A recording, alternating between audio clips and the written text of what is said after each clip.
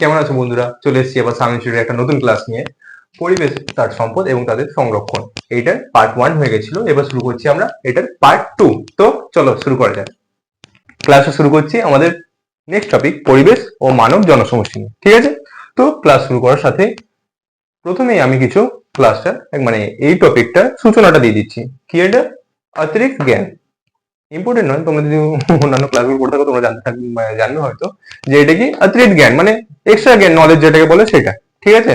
তাহলে ফার্স্ট এটার বিষয়ে আমরা কি বলছি যে পৃথিবীর জনসংখ্যা, মানে পৃথিবী যেটা দেখছো আজকে পৃথিবী এত জনসংখ্যা নিয়ে, তোমরা যদি আমার আগে ক্লাসগুলো করে থাকবে আমি দেখবে পুরো ডিটেলসে বুঝিয়েছিলাম যে কিভাবে পৃথিবীর আস্তে আস্তে পপুলেশন বাড়তে থেকেছিল, বিবর্তন অভিযোজন হতে থেকেছিল, তাই তো? পৃথিবী তো একবারই আর এত মানে ফুল হয়ে যায় নাই, আস্তে আস্তে ধীর গতিতে হয়েছে। তাহলে পৃথিবীর জনসংখ্যা বলতে কিন্তু আমরা মেইনলি বোঝাচ্ছি কারা? মানুষের, মানব জনসমষ্টির জনসংখ্যাকে। তাহলে কি বলছে যে পৃথিবীর জনসংখ্যা 1 বিলিয়ন ছুঁয়েছিল কখন? 1800 খ্রিস্টাব্দ নাগাদ। এটা কিন্তু মানুষ না, এটা পৃথিবীর জনসংখ্যা, ঠিক আছে? কত ছুঁয়েছিল? 1 বিলিয়ন ছুঁয়েছিল কখন? প্রায় মানে একদম যে অ্যাকুরেট 1800 সাল হয়েছে তখনই হয়ে গেছে তা নয়, প্রায় 1800 খ্রিস্টাব্দ, ঠিক আছে? মনে থাকবে। নেক্সট পয়েন্ট আমাদের কি? বর্তমানে জনসংখ্যা কত? 804.5 কোটি। এটা কার দ্বারা, মানে কিভাবে বুঝতে পেরেছো? বলবে যে তুমি কি গুগলে সার্চ করছো? না। তুমি গুনতে গেছো? না। কিভাবে? একটা সংস্থা আছে, কি? United Nations population fund. এরা কি করে? সমীক্ষা করে কি নিয়ে? এই পৃথিবীর জনসংখ্যা নিয়ে। তাহলে এই যে সংখ্যাটা, এই যে নাম্বারটা, হ্যাঁ, এটা কি এখনো এটাই আছে? তুমি বলো যে কালকে যে আমাদের পাড়াতে একজনের বাচ্চা হলো, বা কালকে আগের বছর যে দুজন মারা গেল, সেগুলো কি মাইনাস হবে না বা কাউন্ট হবে না? এটা কি? এই যে নাম্বারটা, এটা এই সংস্থাটা কাউন্ট করেছিল কখন? 2023-এ ঘটনা এটা, ঠিক আছে? 2023-এ কাউন্ট অনুযায়ী কত আমাদের জনসংখ্যা? 804.5 কোটি, ঠিক আছে?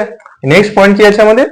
রাষ্ট্রপুঞ্জের সমীক্ষা অনুযায়ী, আরেকটা সমীক্ষা কি করবে? রাষ্ট্রপুঞ্জের সমীক্ষা অনুযায়ী 2050 সাল নাগাদ কি হবে? মানুষের পপুলেশন প্রায় 907 বিলিয়নে, 9.07 বিলিয়ন, সরি একটু টাং স্লিপ হয়ে গেছিল, 9.07 বিলিয়নে এসে দাঁড়াবে। এও বলবে যে 9.07 এসে দাঁড়াবে 2050 সালে? একদম যে 1 জানুয়ারি হবে 2050-এ, 12টা কাঁটাটা পেরোবে তখনই? বা কি 2050-এ ডিসেম্বরে 31 তারিখে হবে, না 2050-এ জানুয়ারি 1 তারিখে হবে? এটা কি অ্যাকুরেট? তা নয়। কি বলেছে ওই জন্য? 2050 সাল নাগাদ, মানে এই টাইমের মধ্যে। 1 বছর এক্সট্রা হতে পারে, 1 বছর কমও হতে পারে, ঠিক আছে? কি হবে না পৃথিবীর যে জনসংখ্যা, মানব যে জনসংখ্যা, সেটা প্রায় 9.07 বিলিয়নে এসে দাঁড়াবে। এত র্যাপিড আমাদের জনসংখ্যা বাড়ছে, ঠিক আছে? এবার নেক্সট পয়েন্ট কি আছে? যে জনসংখ্যা বাড়লেও পৃথিবীতে জনসংখ্যা বৃদ্ধির হার কিন্তু ক্রমশ হ্রাস পাচ্ছে। এর মূলত কারণ কি? মূলত মানব পপুলেশনের গড় বয়স বৃদ্ধি হলো এর কারণ। কি? মানব পপুলেশন, মানুষের যে জনসমষ্টি, তার এই যে পপুলেশনটা, তার গড় বয়স বৃদ্ধি পাচ্ছে। এর জন্য কি হচ্ছে? যে জনসংখ্যা বৃদ্ধি বাড়লেও কি হবে? পৃথিবীর জনসংখ্যা বৃদ্ধির হার ক্রমশ হ্রাস পাচ্ছে। বুঝতে পেরেছো কি হচ্ছে? তার কারণ কি? মূলত কারণ আরো অনেক বিভিন্ন কারণ আছে, তার মেইনলি কারণ হচ্ছে মানুষের, মানব পপুলেশনের গড় বয়স বৃদ্ধি, ঠিক আছে? তুমি যদি লক্ষ্য করো, যদি 100টা মানুষকে দেখো, তাদের মধ্যে দেখবে বেশিরভাগই মানে এজ হিসেবে 70 ক্রস করে দিচ্ছে, 80 ক্রস করে দিচ্ছে। মানব যে পপুলেশন, একটা পপুলেশন যে তৈরি হতে, পরে ডিসকাশন করছি। তো মানব পপুলেশনে গড় বয়স বৃদ্ধির কারণে কি হচ্ছে? ধীরে ধীরে আমাদের জনসংখ্যা, মানে পৃথিবীর জনসংখ্যা বৃদ্ধির হার ক্রমশ কমছে, হ্রাস পাচ্ছে। আর একটা টপিক, এই যে টপিকটা আছে আমাদের, এটা কিন্তু একটা স্টার মার্ক করে দেবে, ঠিক আছে? কি? মানব জনসংখ্যার সম্পর্কে অধ্যয়ন ও জ্ঞান অর্জনকে আমরা কি বলে থাকি? ডেমোগ্রাফি। কোটের মধ্যে রাখবে। এটা এক্সট্রা নলেজ, তোমাদের যে পরীক্ষায় আসবে বা তোমাদের মুখস্থ করতে হবে সেরকম নয়, তবে জেনে রাখবে, তোমাদের জেনে রাখা ভালো। কি? মানব জনসংখ্যার সম্পর্কে অধ্যয়ন এবং জ্ঞান অর্জনকে আমরা কি বলে থাকি? ডেমোগ্রাফি, ঠিক আছে? মাথায় থাকবে। চলো এবার যেটা করছি সেটা হচ্ছে আমাদের মানব জনসংখ্যা বৃদ্ধির কারণ। তোমাদের এবার সবার মনে এটা প্রশ্ন আসতে পারে, জনসংখ্যা জনসংখ্যা করছো, বৃদ্ধি করছো, হ্রাস করছো, মানেটা কি? আর কারণ কি, কি জন্য হতে পারে, তাই তো? মানব যে জনসংখ্যা, তুমি শুনছো যেটা আগে বললাম, যেটা যে মানব জনসংখ্যা কিন্তু বৃদ্ধি পাচ্ছে। পৃথিবীর জনসংখ্যা মানে ক্রমশ হ্রাস পাচ্ছে, রেটটা মানে আসলে মানে ওর যে রেটটা সেটা হ্রাস পাচ্ছে, কিন্তু মানব যে জনসংখ্যা সেটা কিন্তু আস্তে আস্তে বৃদ্ধি পাচ্ছে, জানো সবাই, তাই তো? কি জন্য হচ্ছে? এই কিছু কিছু কারণ আছে, তাই তো? কারণগুলো উল্লেখ করেছি, বলছি। ফার্স্ট কারণ আমরা যেটা ধরছি যে চিকিৎসা ব্যবস্থার উন্নতির ফলে মৃত্যুর হার হ্রাস পাচ্ছে। এ বলবো মানেটা কি? আমাদের যে মডার্ন টেকনোলজি আসছে, যার ফলে আমাদের কি হচ্ছে, মডার্ন ট্রিটমেন্ট পাচ্ছি আমরা, তার ফলে কি হচ্ছে, আমাদের যে আগের যে মৃত্যুর হারটা ছিল, যে দেখা যেত যে 100টার মধ্যে 20 জন কি হচ্ছে রোগেতেই মারা যাচ্ছে, তার সাথে 20 জন বয়সের সাথে মারা যাচ্ছে, মোট তো 40 জন থাকতো মোটামুটি 60 জনের মতো। এখন কি হচ্ছে, ওই 20 জন যারা রোগের দ্বারা মারা যেত, এখন মডার্ন ট্রিটমেন্ট, মডার্ন চিকিৎসার জন্য কি হচ্ছে, দেখা যাচ্ছে যে 10 জন বাঁচিয়ে দেওয়া যাচ্ছে। তার ফলে কি হচ্ছে, মৃত্যুর হারটা কিন্তু কমিয়ে দেওয়া হচ্ছে, তাই তো? তাই এটা একটা কারণ যে চিকিৎসা ব্যবস্থার উন্নতির ফলে মৃত্যু হার হ্রাস। আগের সময় যেমন টাইফয়েড, কলেরা, ডায়রিয়া এসব যেগুলো ছিল, আগের দিনে এর চিকিৎসা অতটা উন্নতি ছিল না, তাই বেশিরভাগ জনই মারা যেত। বা যখন গর্ভবতী মায়েরা প্রসব করতো, অনেক সময় হচ্ছে, এখন যেমন মডার্ন টেকনোলজি আসছে, সি সেকশনের ব্যবস্থা এসছে, সেগুলো সব আলাদা বিষয়। তখনকার দিনে সেটা ছিল না। দেখা যেত অনেক সময় কি হতো, হয় বাচ্চা মারা যেত, না হলে মা মারা যেত, না হলে দেখা যেত দুজনে মারা যেত। খুব রেয়ার কেস থাকতো যারা যখন উভয় মানে সুস্থ থাকতো, তাই তো? কিন্তু এখন কি হচ্ছে, আমাদের চিকিৎসা বিজ্ঞান খুব উন্নত, টেকনোলজি খুব উন্নত, কি হবে কি না হবে আমরা সব আগে থেকেই জানতে পেরে যাচ্ছি, তাই তো? তাই কি হচ্ছে, তার থেকে আমাদের মৃত্যু হার যেটা, সেটা কিন্তু অনেকটা কমে যাচ্ছে। তার ফলে কি হচ্ছে, মৃত্যু হার যেহেতু কমছে, সেই জন্য জনসংখ্যা বৃদ্ধি পাচ্ছে, তাই তো? নেক্সট কি আছে, শিক্ষা প্রসার ও বিবাহের বয়স বৃদ্ধি। এটা একটা পয়েন্ট, শিক্ষা প্রসার ও বিবাহের বয়স বৃদ্ধি। শিক্ষার কি বললে, মানে শিক্ষার কি ভূমিকা এখানে? ধরো একটা যদি, কিভাবে বোঝাবো, বলা উচিত নয়, কিন্তু ধরো যারা একদমই খুব কম জানে, শিক্ষা মানে শুধু বই সেটা নয়, বাস্তব এক্সপিরিয়েন্সও কম আছে যার, এবং হ্যাঁ পুঁথিগত বিদ্যাও যার নলেজ খুব কম। আমাদের যেমন ছোট থেকে কি শেখানো হচ্ছে, যদি ধরো যে তোমার জ্বর হচ্ছে, তুমি যেটা শিখে নিচ্ছ কি, তোমাদের ওষুধ খেতে হবে। বা ধরো কোনো প্রবলেম হচ্ছে, তোমার ফিজিক্যাল কোনো প্রবলেম হচ্ছে, তুমি চলে গেলে ডাক্তারের কাছে, ট্রিটমেন্ট নিলে, ঠিক হলে, সুস্থ হলে। আগের দিনে এই একটা ভয় ছিল, সূচ ফোটাবো না তার থেকে রোগ বাড়বে, অপারেশন করাবো না সেটা থেকে রোগ বাড়বে, এরকম একটা সবার ভয় থাকতো, ঠিক আছে? আস্তে আস্তে শিক্ষার প্রসার হওয়ার ফলে কি হলো, সব আমাদের এটা নলেজ এলো যে হ্যাঁ, এটা আমাদের ক্ষতি হচ্ছে না, আমাদের উপকারী হচ্ছে। তার ফলে কি হলো, আমাদের মৃত্যুর হার অনেকটা কমতে থাকলো। এবং আরেকটা জিনিস কি, বিবাহের বয়স বৃদ্ধি। আগের দিনে কি হতো, বাল্য বিবাহ হতো। তখন কি, ধরো বাস্তব জিনিস, যে দেখা যেত যে 3 বছর 4 বছরের শিশুদের বিবাহ দেওয়া মানে বিয়ে দিয়ে দেওয়া হচ্ছে। তার ফলে কি হতো, দেখা যেত তাদের ম্যাচিউরিটি আসার আগে, বা হ্যাঁ তাদের অ্যাডাল্টেশন আসার আগে বা ম্যাচিউরিটি আসার আগে তারা গর্ভধারণ করে নিত। তার ফলে কি হতো, অনেক সময় দেখা যেত যারা বাচ্চা শিশু, তারা যদি গর্ভধারণ করে কি হবে তোমরাই বলো। নর্মালি একটা যে ফিজিক্যাল ম্যাচিউরিটি আসে, তারপর সেই ধারণাগুলো নেওয়া হয়। অনেক সময় কি হয়, ম্যাচিউরিটি আসার পরও ডাক্তাররা অনেক সময় সেটা বারণ করে দেয়, কিছুটা স্টেজ এগিয়ে নিতে বলে, তাই তো? কিন্তু কি করে, অনেক মানে আগের দিনে কি হতো, সেটা অতটা নলেজ ছিল না কারণ, ওই বলেছিলাম এখন শিক্ষার প্রসার হচ্ছে, তখন তো অতটা মানে সবাই শিক্ষিত ছিল না, ভাবতো কিছুই হবে না, স্বাভাবিক বিষয়, সবার হয়, সবাই করে নিচ্ছে। কিন্তু এখন কি হচ্ছে, বিবাহের বয়স বৃদ্ধি করে দেওয়া হচ্ছে। বিবাহের বয়স বৃদ্ধি মানে, আগেও আর একটা সময় যখন ছিল, একদম বাল্যবিবাহ যখন ছিল না, মানে বাল্যবিবাহ তো অনেক আগে উঠে গেছে, কিন্তু দেখা যেত কি, একজন 12-13 বছর কি 14-15 বছর, 16-17 বছরের বালক বালিকাকে বিয়ে দেওয়া হচ্ছে। সেটা আস্তে আস্তে করা হলো 18 থেকে এখন যেহেতু সরকার করছে 21। এবার বৃদ্ধি করার ফলে কি হচ্ছে, যারা মানে কাপলরা থাকছে তাদের নিজেদের মধ্যেও ম্যাচুরিটি আসছে, তাদের নিজেদের এই ধারণাটা চলে আসছে যে ফিউচার প্ল্যানিং কিভাবে করবে, বা কিভাবে তাদের নেক্সট জেনারেশন নিয়ে আসবে, বা তারা কিভাবে তাদের ফ্যামিলি বৃদ্ধি করবে, এই ধারণাটা তাদের মধ্যে চলে আসছে। এবং তাদের মধ্যে কি ম্যাচুরিটিও থাকছে, তাদের এক্সপিরিয়েন্সও থাকছে, ম্যাচুরিটিও থাকছে। তার ফলে কি হচ্ছে, তাদের যে লাইফ রিস্ক সেটা কিন্তু কমে যাচ্ছে। তাহলে এই একটা কারণ, শিক্ষার প্রসার ও বিবাহের বয়স বৃদ্ধি, ঠিক আছে? নেক্সট কি, খাদ্য উৎপাদনে জৈব প্রযুক্তি ও বিজ্ঞানের প্রয়োগ ফলে খাদ্যের যোগান বৃদ্ধি। আগে কি হতো, আগে দেখবে যারা গ্রাম্য এলাকায় থাকো তারা একটা উৎসব খুব শুনে থাকবে, কি অগ্রহায়ণ মাস করে হয় নবান্ন উৎসব।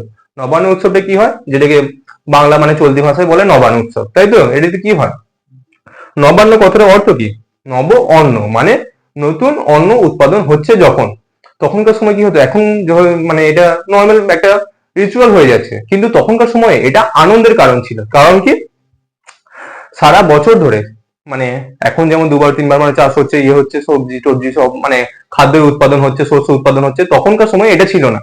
চাষিরা যে পরিমাণ উৎপাদন করতো সেটা খুব মানে নিজের নিজের ক্ষেত্রে, নিজের ফ্যামিলি চালানোর ক্ষেত্রে সেটা কেটে যেত, সারা বছর মানে ঠিকভাবে পেরোতো না। তাই কি হতো, দেখা যেত যে অঘ্রাণ মাসটা তখনকার টাইমে বছরের শুরু ছিল। সেই টাইমে কি হতো, নতুন ধান টান খেতে মানে শস্য থেকে মানে শস্য পেয়ে, এই জায়গাটা একটু কেটে দিবি, হ্যাঁ বানান ভালো করে বলছি, তাহলে গোলমাল হচ্ছে না, হ্যাঁ। তো তখন কি হতো, অঘ্রাণ মাসে বছর শুরু হতো, তখন মাঠ থেকে মানে ক্ষেত থেকে নতুন শস্য কাটা হতো, সেখান থেকে নতুন ভাবে গোলা ভরা হতো। গোলা মানে যেটা এখনকার সময় মড়াই বলে বলে, সেখানে আস্তে আস্তে সারা বছর ওই ধান চাল শস্য যা যা থাকতো সেখান থেকেই চলতো। তাহলে কি হতো, সেটা তো সারা বছর চলার মতো নয়, এফিসিয়েন্ট নয়। এখন যেমন তুমি যাচ্ছ বাজারে বস্তা কিনে নিয়ে চলে আসছো একটা নির্দিষ্ট দামে, তখন কিন্তু সেটা সব জায়গায় পাওয়া যেত না। তার মানে দামও ছিল অনেক, এবং তার যে মানে পরিমাণ সেটাও কিন্তু খুব কম ছিল। তাই কি হতো, সেরকম শস্য পাওয়া যেত না। কারণ কি ছিল, এখন যেমন ধরো তুমি দেখতে পাবে যে যখনই চাষ করে চাষিরা কি করে, সার নিয়ে চলে আসে, মানে রাসায়নিক সার। তার ফলে কি হয়, উচ্চ ফলন হয়। নর্মাল একটা গাছ লাগালে যেটা হবে, সেখানে জৈব সার লাগালে তার থেকে একটু বেশি বৃদ্ধি হবে, কিন্তু রাসায়নিক সার লাগালে সেটার মানে বৃদ্ধির পরিমাণ অনেকটা বাড়িয়ে দেবে, তাই তো। তাই কি হচ্ছে, চাষিরা কি করছে, অধিক মানে ফলন পাওয়ার জন্য রাসায়নিক সার ব্যবহার করছে। আগেকার টাইমে কি হতো, কীট আসতো অনেক রকম, তখন কি হতো, জৈব প্রযুক্তিতে কীটনাশক ব্যবহার করা হতো, যেমন নিম পাতা টিম পাতা।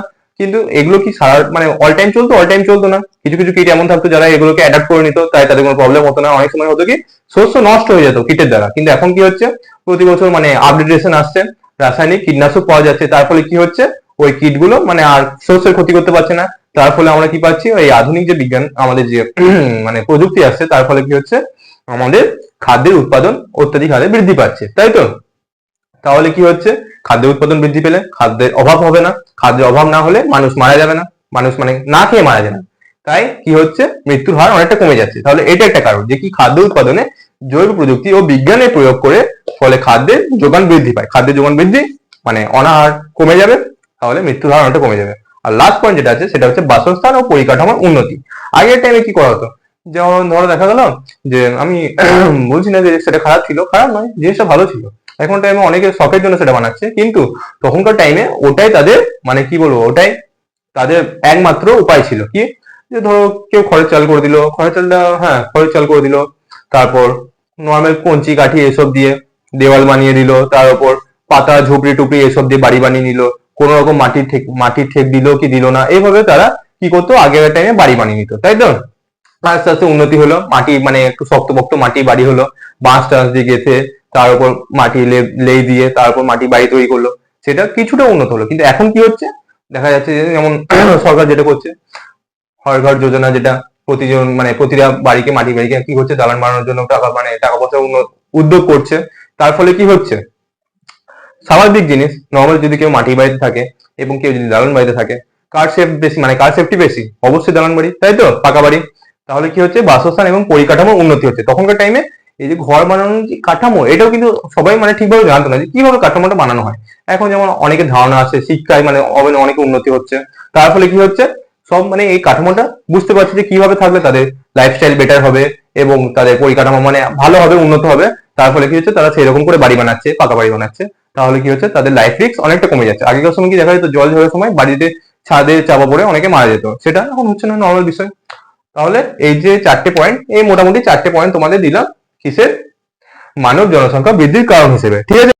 এবার আরেকটা জিনিস যেটা আছে আমাদের, সেটা হচ্ছে আমাদের বিশ্ব পপুলেশন দিবস, যেটা সেটা কখন হয়, 11ই জুলাই।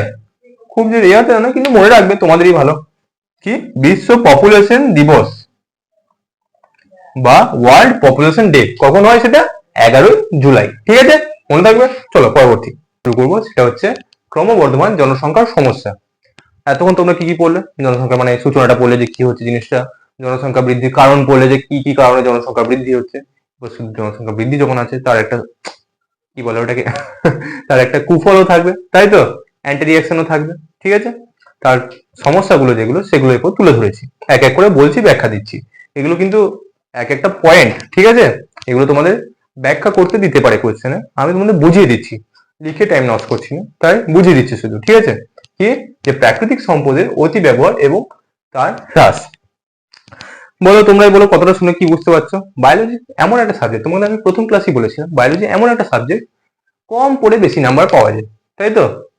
শুধু ওয়ার্ডের টার্ম গুলো মনে রাখবে, হাফ বায়োলজি এখানেই শেষ। টার্মগুলো মানে কি আছে তার মানেটা যদি বুঝে নাও, বায়োলজি হাফ এখানেই শেষ। হাফ কিছুটা মনে রাখতে হয়, সেটাও ব্যাপার। টার্ম কি আছে দেখো, প্রাকৃতিক সম্পদের অতি ব্যবহার এবং তার হ্রাস। প্রাকৃতিক সম্পদ কি কি? মাটি বলো, জল বলো, বায়ু বলো, যা যা যা এগুলো তুমি চারিদিকে প্রকৃতিতে যাই দেখতে পাচ্ছ তাই হচ্ছে প্রাকৃতিক সম্পদ। সেগুলো আছে বলি আমরা আছি, তাই তো? তাহলে কি হচ্ছে প্রাকৃতিক সম্পদের অতি ব্যবহার? যেমন কয়লা প্রাকৃতিক সম্পদ। কি করছি আমরা? যত খুশি মন যাচ্ছে তুলে নিচ্ছি, তাপ বিদ্যুৎ কেন্দ্রে পাঠাচ্ছি, লাইট ইউজ করছি, ফ্যান ইউজ করছি, ইলেকট্রিসিটি ইউজ করছি। নর্মাল ইউজ ঠিক আছে, এনাফ যদি সবাই একটা লিমিটেড মধ্যে নেয়। কিন্তু আমরা কি করছি? লাইট জ্বালিয়ে চলে যাচ্ছি কোথাও, আধ ঘন্টা পর আসছি, ফ্যান চালিয়ে চলে যাচ্ছি কোথাও, আধ ঘন্টা পর আসছি, টিভি, কম্পিউটার যার বাড়িতে মানে যেসব আছে সেগুলো চালিয়ে দিয়ে আমরা চলে যাচ্ছি, আসছি 1 ঘন্টা 2 ঘন্টা পর দেখছি চলছে। কেউ কেউ আবার সারা সারা রাতই চালিয়ে রেখে দেয়। এগুলো কি হচ্ছে? অতি ব্যবহার, ওয়েস্ট হচ্ছে কিসে? প্রাকৃতিক সম্পদে, তাই তো? বা ধরো যে তুমি দেখছো তোমার বাড়িতে যে জলটা পাচ্ছ, কল খুলে যে জলটা পাচ্ছ, তাই তো? সেটা কি? মিষ্টি জল, নোনা জল নয় কিন্তু। আর এরই কিন্তু আমাদের দুনিয়ার মধ্যে প্রচুর অভাব আছে। আমরা এখানে পাচ্ছি, কি করছি? চান করার টাইমে যেখানে নর্মাল 1-2 বালতিতে আমাদের কাজ হয়ে যায়, দেখা গেল শাওয়ার চালিয়ে আমরা 10 বালতির মতো জল ওয়েস্ট করে দিলাম, তাই তো? তারপর ধরো আর কি কি আছে, চান টান তো এসবই হলো। অনেক সময় দেখবে রেন ড্যান্স যেটা হয়, আমি এটা চরম বিরোধী। অনেক জায়গায় কি হয়, পার্টি টার্টি এসব করার জন্য নিয়ে গেল ট্যাঙ্কারে জল, করে দিল রেন ড্যান্স, হয়তো কি হলো, শুধু বৃষ্টির মতো জল ছড়া হলো, সবাই একবার নেচে নিল, পুরো জলটা ওয়েস্ট। কি ওয়েস্ট? মিষ্টি জল ওয়েস্ট, যেটা লিমিটেড আছে আমাদের কাছে, সেটা কি হলো? ওয়েস্ট হয়ে গেল। তারপর আরো অনেক জিনিস আছে যেখানে আমরা এইসব জিনিস মানে অপব্যবহার করছি। পেট্রোল, যেটা পেট্রোল ডিজেল, যত খুশি মন যাচ্ছে আমরা কাঁচা তেল তুলছি, সেগুলোকে আমরা শোধন করছি এবং ইউজ করছি পেট্রোল, ডিজেল, কেরোসিন এসব হিসেবে, জ্বালানি হিসেবে। তাহলে এগুলো কি হচ্ছে? এই যে টপিকগুলো, এগুলি হচ্ছে আমাদের প্রাকৃতিক সম্পদের অতি ব্যবহার। আমরা প্রকৃতির যে সম্পদগুলো আছে, এই যে সম্পদের কথাগুলো বললাম দু একটা, এগুলো মনে রাখবে। এগুলো যে অতি ব্যবহার হচ্ছে কি কি ক্ষেত্রে, সেগুলোই টপিক লিখে তুলে ধরবে। এটা একটা হয়ে গেল পয়েন্ট। নেক্সট হচ্ছে অরণ্য বিনাশ এবং বাস্তুতন্ত্রের ক্ষয়। এটাও কিন্তু এর আন্ডারে পড়ছে। হ্যাঁ, অরণ্য বিনাশ যেটা, সেটাও কিন্তু প্রাকৃতিক সম্পদের আন্ডারে পড়ছে। তাও এটা আলাদা করে লিখবে, জিনিসটা ভালো হবে। অরণ্য বিনাশ এবং বাস্তুতন্ত্রের ক্ষয়। অরণ্য বিনাশ কি কিভাবে হচ্ছে তোমরাই বলো? অনেক সময় দেখে থাকবে কি হয়, ঘর বাড়ি বানানোর জন্য গাছ মানে জঙ্গলের পর জঙ্গল সাফ করে দেওয়া হয়, চাষবাস করার জন্য জঙ্গলের পর জঙ্গল সাফ করে দেওয়া হয়। দাবানল যখন লেগে যায়, জঙ্গলের পর জঙ্গল পুড়ে যায়, গাছগুলো সব পুড়ে ছাই হয়ে যায়। তাহলে কি হচ্ছে? যেখানে অরণ্য, এক গাদা মানে গাছের জনসমষ্টি হয়েছে, বন হয়ে আছে, সেখানে কি হচ্ছে? বিনাশ হচ্ছে। কার? ওই অরণ্য, তাই তো? কারা করছে? কিছু কিছু ক্ষেত্রে মানে প্রকৃতি করছে, কিছু কিছু ক্ষেত্রে আমরা করছি। তার ফলে কি হচ্ছে? বাস্তুতন্ত্রের ক্ষয় হচ্ছে। বাস্তুতন্ত্রের ক্ষয় কিভাবে? বাস্তুতন্ত্র কাকে বলে? যেখানে অধিক মাত্রায় জনসমষ্টি একসাথে থাকে, সেটা হচ্ছে একটা বাস্তুতন্ত্র। সেটা কোথায় থাকে? এক হচ্ছে সমুদ্রে, এক হচ্ছে অরণ্যে, তাই তো? কি হয়? অধিক মাত্রায় আমরা জনসমষ্টি নয়, বিভিন্ন জীব বৈচিত্র্য দেখতে পাই। বুঝলে? তাহলে কি হচ্ছে? অরণ্য যেখানে বিনাশ হচ্ছে, সেখানে জীব বৈচিত্র্য অবশ্যই বিনাশ হচ্ছে। তোমরা যদি দেখে থাকো যে তোমার বাড়ির আশেপাশে যদি কোথাও বাগান থাকে বা কোনো যদি জঙ্গলই থাকে, কোনো গাছপালা থাকে, সেখানে তুমি যদি ধারে কাছে যাও, অগুন্তি তুমি প্রাণী দেখতে পাবে। কিসে? ধরো দেখতে পেলে যে একটা পাখি বাসা করেছে, অন্যান্য জাত মানে অন্যান্য প্রজাতির পাখি এসে সেখানে বসেছে। দেখা গেল বিড়াল টিড়াল বা কাঠবিড়ালি যেগুলো আছে সেখানে খোঁটরের মধ্যে থাকছে, বা দেখা গেল এক গাদা মানে ভ্যারাইটিস টাইপের পিঁপড়ে, লাল কালো সব ওইখানের মধ্যে আছে। আলাদা আলাদা রকমের পোকা, ফড়িং, প্রজাপতি, বিভিন্ন জিনিস তোমরা দেখতে পাবে। এগুলো কি? জীব বৈচিত্র্য, তাই তো? কোথায় থাকছে? অরণ্যের মধ্যে, মানে ওই গাছপালার মধ্যে। যদি সেই গাছ টাছগুলো কেটে দাও, তুমি কি ওই জিনিসগুলো দেখতে পাবে? পাবে না। কি হচ্ছে? সেটা বাস্তুতন্ত্রের ক্ষয় হচ্ছে। কিভাবে? অরণ্যের বিনাশের দ্বারা। কিছু কিছু ক্ষেত্রে মানুষ দেয়, কিছু কিছু ক্ষেত্রে প্রকৃতি দেয়। প্রকৃতি দেয় কিভাবে? দাবানল, ধস নামা, সেসব ক্ষেত্রে। সেটা তো মানুষের কিছু করার নেই, সেসবের জন্য প্রকৃতি দেয়। কিন্তু মানুষ কি কি ক্ষেত্রে দেয়? চাষা জমি বাড়ানোর জন্য কি করছে? জঙ্গলের পর জঙ্গল কেটে নিচ্ছে। বাড়ি বা অ্যাপার্টমেন্ট বা কোনো জায়গায় দেখবে মাল্টি, কি বলে ওটাকে, মাল্টি কমপ্লেক্স যেগুলো বানাচ্ছে, মাল্টি মার্কেট যেগুলো বানাচ্ছে, সেখানগুলো বানানোর জন্য কি করে? জঙ্গলের পর জঙ্গল সাফ করে দেয়। সেখানে টাউন বানাচ্ছে, কেউ বিল্ডিং বানাচ্ছে, অ্যাপার্টমেন্ট বানাচ্ছে, তাই তো? তার ফলে কি হচ্ছে? অরণ্যের বিনাশ হচ্ছে।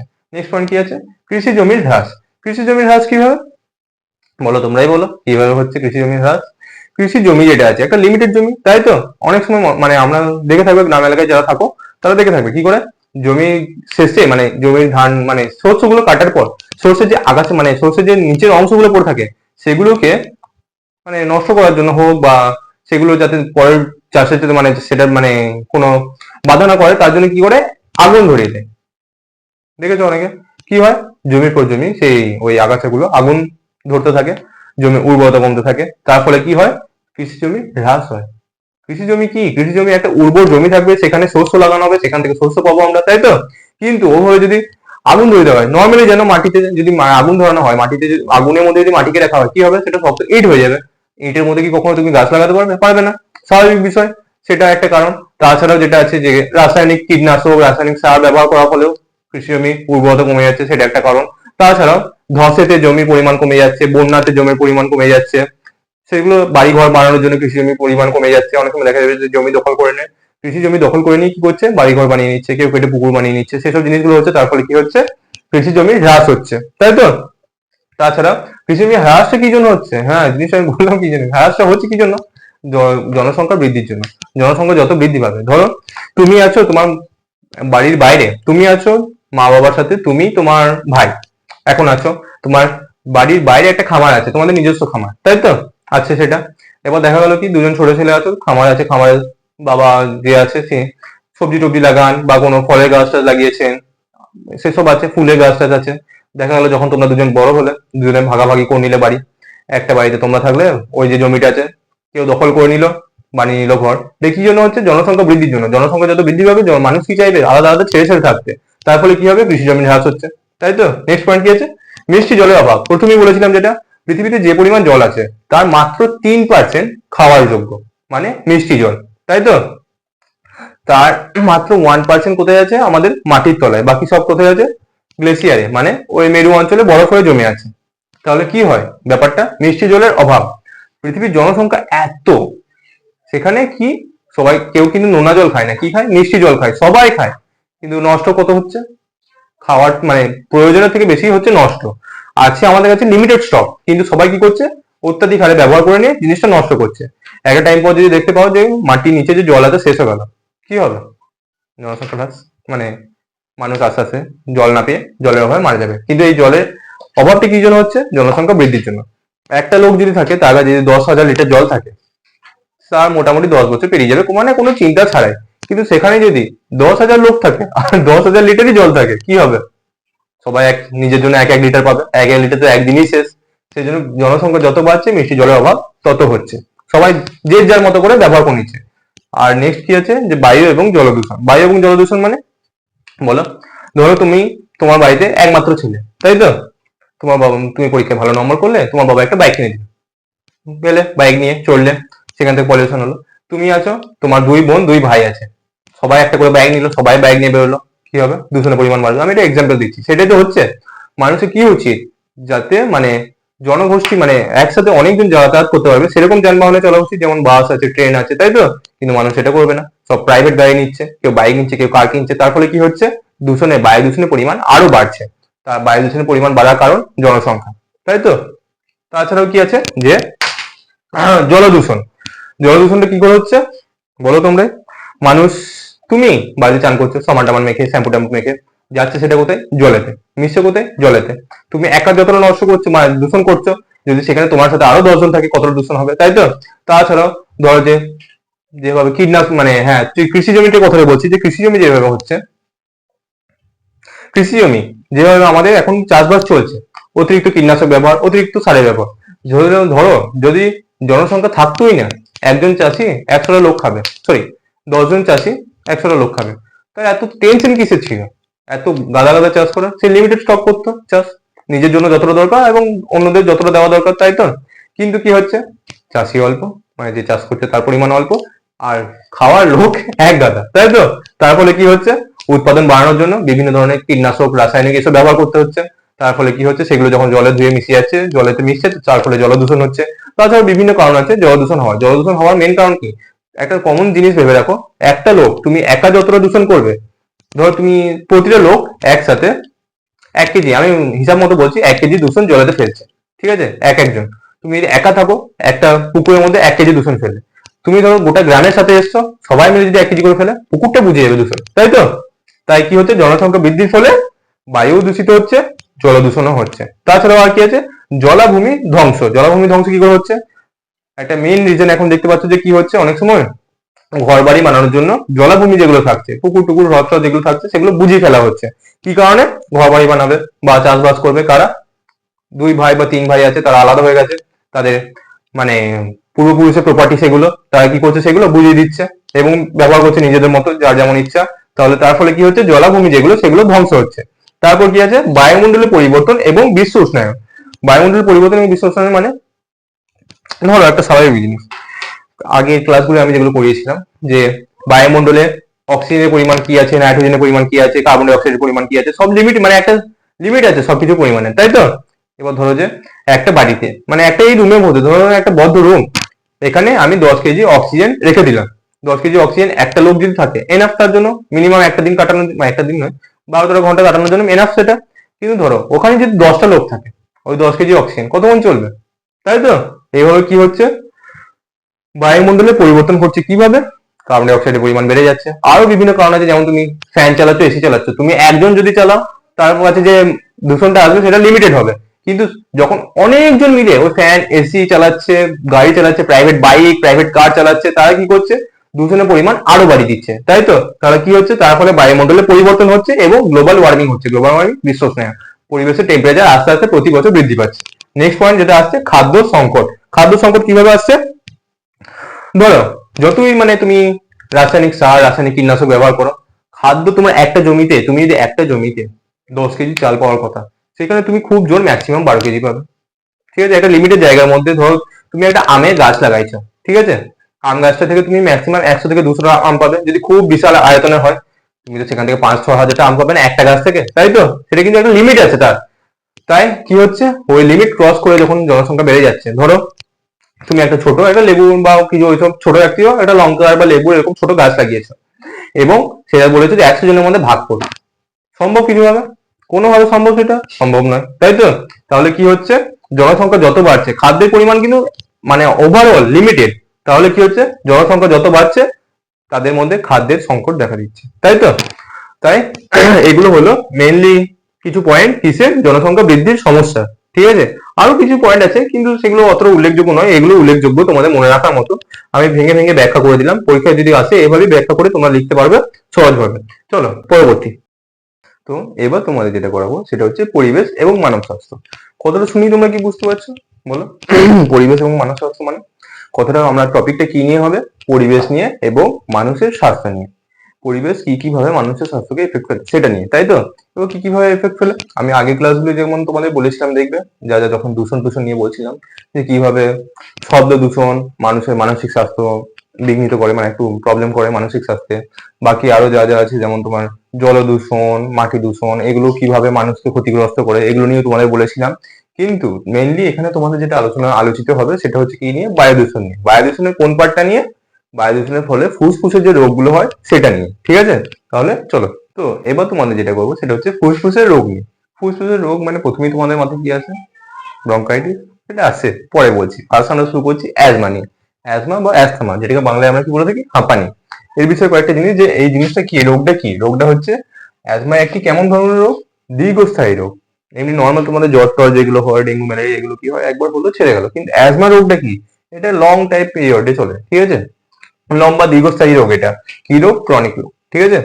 কি হয়? শ্বাসতন্ত্রীয় রোগ। এটা কিসের রোগ? অ্যাজমাটা শ্বাসতন্ত্রীয় রোগ। তোমার ফুল বডিতে কিছু না, তোমার শুধু যে শ্বাসতন্ত্র যেটা আছে, শ্বাস লাইন মানে শ্বাস নালী যেটা আছে, তার উপরে এটা অ্যাটাক করে, তার উপরে এটা এফেক্ট ফেলে, বুঝলে? শুধু এখানে ক্ষেত্রে রোগটা হয় কি হয়? যে শ্বাসনালী যে প্রদাহজনিত কারণে স্ফীত হয়ে বায়ু চলাচলের পথ রুদ্ধ করে, শ্বাসনালীর যে নালীটা সেটাকে স্ফীত করে দেয় এবং তার ফলে কি হয়? তার যে বায়ু চলাচলের পথটা, নালী দিয়ে যে আমাদের যে শ্বাসনালীটা যেটা আছে সেখান দিয়ে যে বায়ু চলাচল হচ্ছে তার পথটাকে রুদ্ধ করে দেয় এবং বায়ু চলাচল না হলে তোমরা শ্বাস নিতে পারবে না। তার ফলে কি হবে? শ্বাসকষ্ট হবে। এই ফলাফলগুলো কি হয়? রোগের ফলাফল আছে, যেমন শ্বাসকষ্ট হয়, হাঁচি হয়, বুকে চাপ হয়। নর্মালি শ্বাস টাস না নিতে পারলে বুকে চাপ হবে তোমাদের, হাঁচি টাঁচি তো ওই ক্ষেত্রেই হবে এবং দম বন্ধ হয়ে যাওয়ার অনুভূতি হয়। তুমি নর্মালি ভেবে রাখো, তুমি যদি নাক মুখটা চেপে ধরে রাখো কি হবে? কিছুক্ষণ তুমি খুব জোর 1 minute 2 minute 3 minute 4 minute 5 minute, যারা খুব প্র্যাকটিস করে এসবে শ্বাসটা ধরে রাখতে পারবে। কিন্তু তারপর কি হবে? আস্তে আস্তে দম বন্ধ হওয়ার উপক্রম হবে, তাই তো? কি হবে? দম বন্ধ হয়ে আসার অনুভূতি হবে। সেরকমই শ্বাস যদি চলাচল না হয় তখন কি হবে? দম বন্ধ হওয়ার উপক্রম হবে। সেগুলো এগুলো হয়। আর এর কারণ কি রোগগুলোর? এর মূলত 2 রকম কারণ হয়, মনুষ্য সৃষ্ট কারণ এবং পরিবেশজনিত কারণ। মনুষ্য কারণ কি, যেমন ধরো কলকারখানা, আমরা প্রথম ক্লাসগুলোতে বলেছিলাম কলকারখানাতে কি হচ্ছে, SO2 বেরোচ্ছে। তাছাড়াও কি হচ্ছে, আমাদের NOx যেটা আছে সেটা হচ্ছে উৎপন্ন হচ্ছে, মানুষের দ্বারা SPM উৎপন্ন হচ্ছে, আমি এগুলো সব আগে ক্লাসে বলেছি। এগুলো প্রভৃতি হচ্ছে। এছাড়াও কি হয়, অ্যাজমা যে রোগটা সেটা কি হয়, বংশগত রোগ। এমনি নর্মাল এই কারণগুলো তো আছেই, নর্মাল এই যে পরিবেশের মধ্যে SO2, NOx, SPM এগুলো তো আছে, এগুলো অ্যাজমার জন্য একটা কারণ। তুমি একটা যদি সুস্থ স্বাভাবিক রোগ হো, মানে লোক হো, এবং এই টাইপের যে জিনিসগুলো আছে, যে এই টাইপের গ্যাসগুলো, এই যে ক্ষতিকারক গ্যাসগুলো বা SPM এই কণাগুলো যেগুলো, এইগুলোর সাথে তুমি যদি এই সংশ্লিষ্ট পরিবেশে তুমি যদি থাকো, আস্তে আস্তে তুমি অ্যাজমায় আক্রান্ত হয়ে যাবে। কিন্তু এছাড়াও আরেকটা কারণ আছে কি, বংশগত ভাবে তোমার পরিবারের কেউ যদি হাঁপানি রোগী হয়ে থাকে, অ্যাজমার রোগী, অ্যাস্থমার রোগী হয়ে থাকে, তোমারও খুব বেশি চান্স আছে সেই রোগটা পাওয়ার। কারণ কি, অ্যাজমা হচ্ছে একটা বংশগত রোগ, যে হবেই সেটা নয়, কিন্তু একটা চান্স থাকে হওয়ার। তাছাড়াও কি আছে, পরিবেশগত কারণ। পরিবেশগত কারণ যেমন বিভিন্ন প্রকার গৌণ দূষক। গৌণ দূষক আমি পড়েছিলাম আগে ক্লাসে, জানো সবাই।